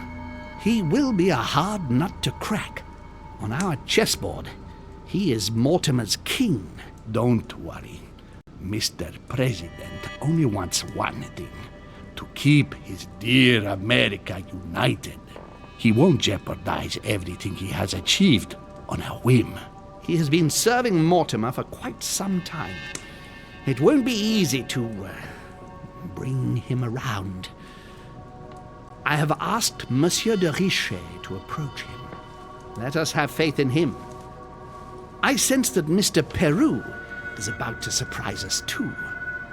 Yet he is Mortimer's strong arm in France.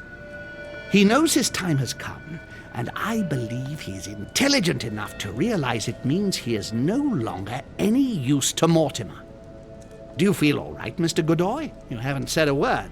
Please excuse me, gentlemen. I feel tired. Oh, I see.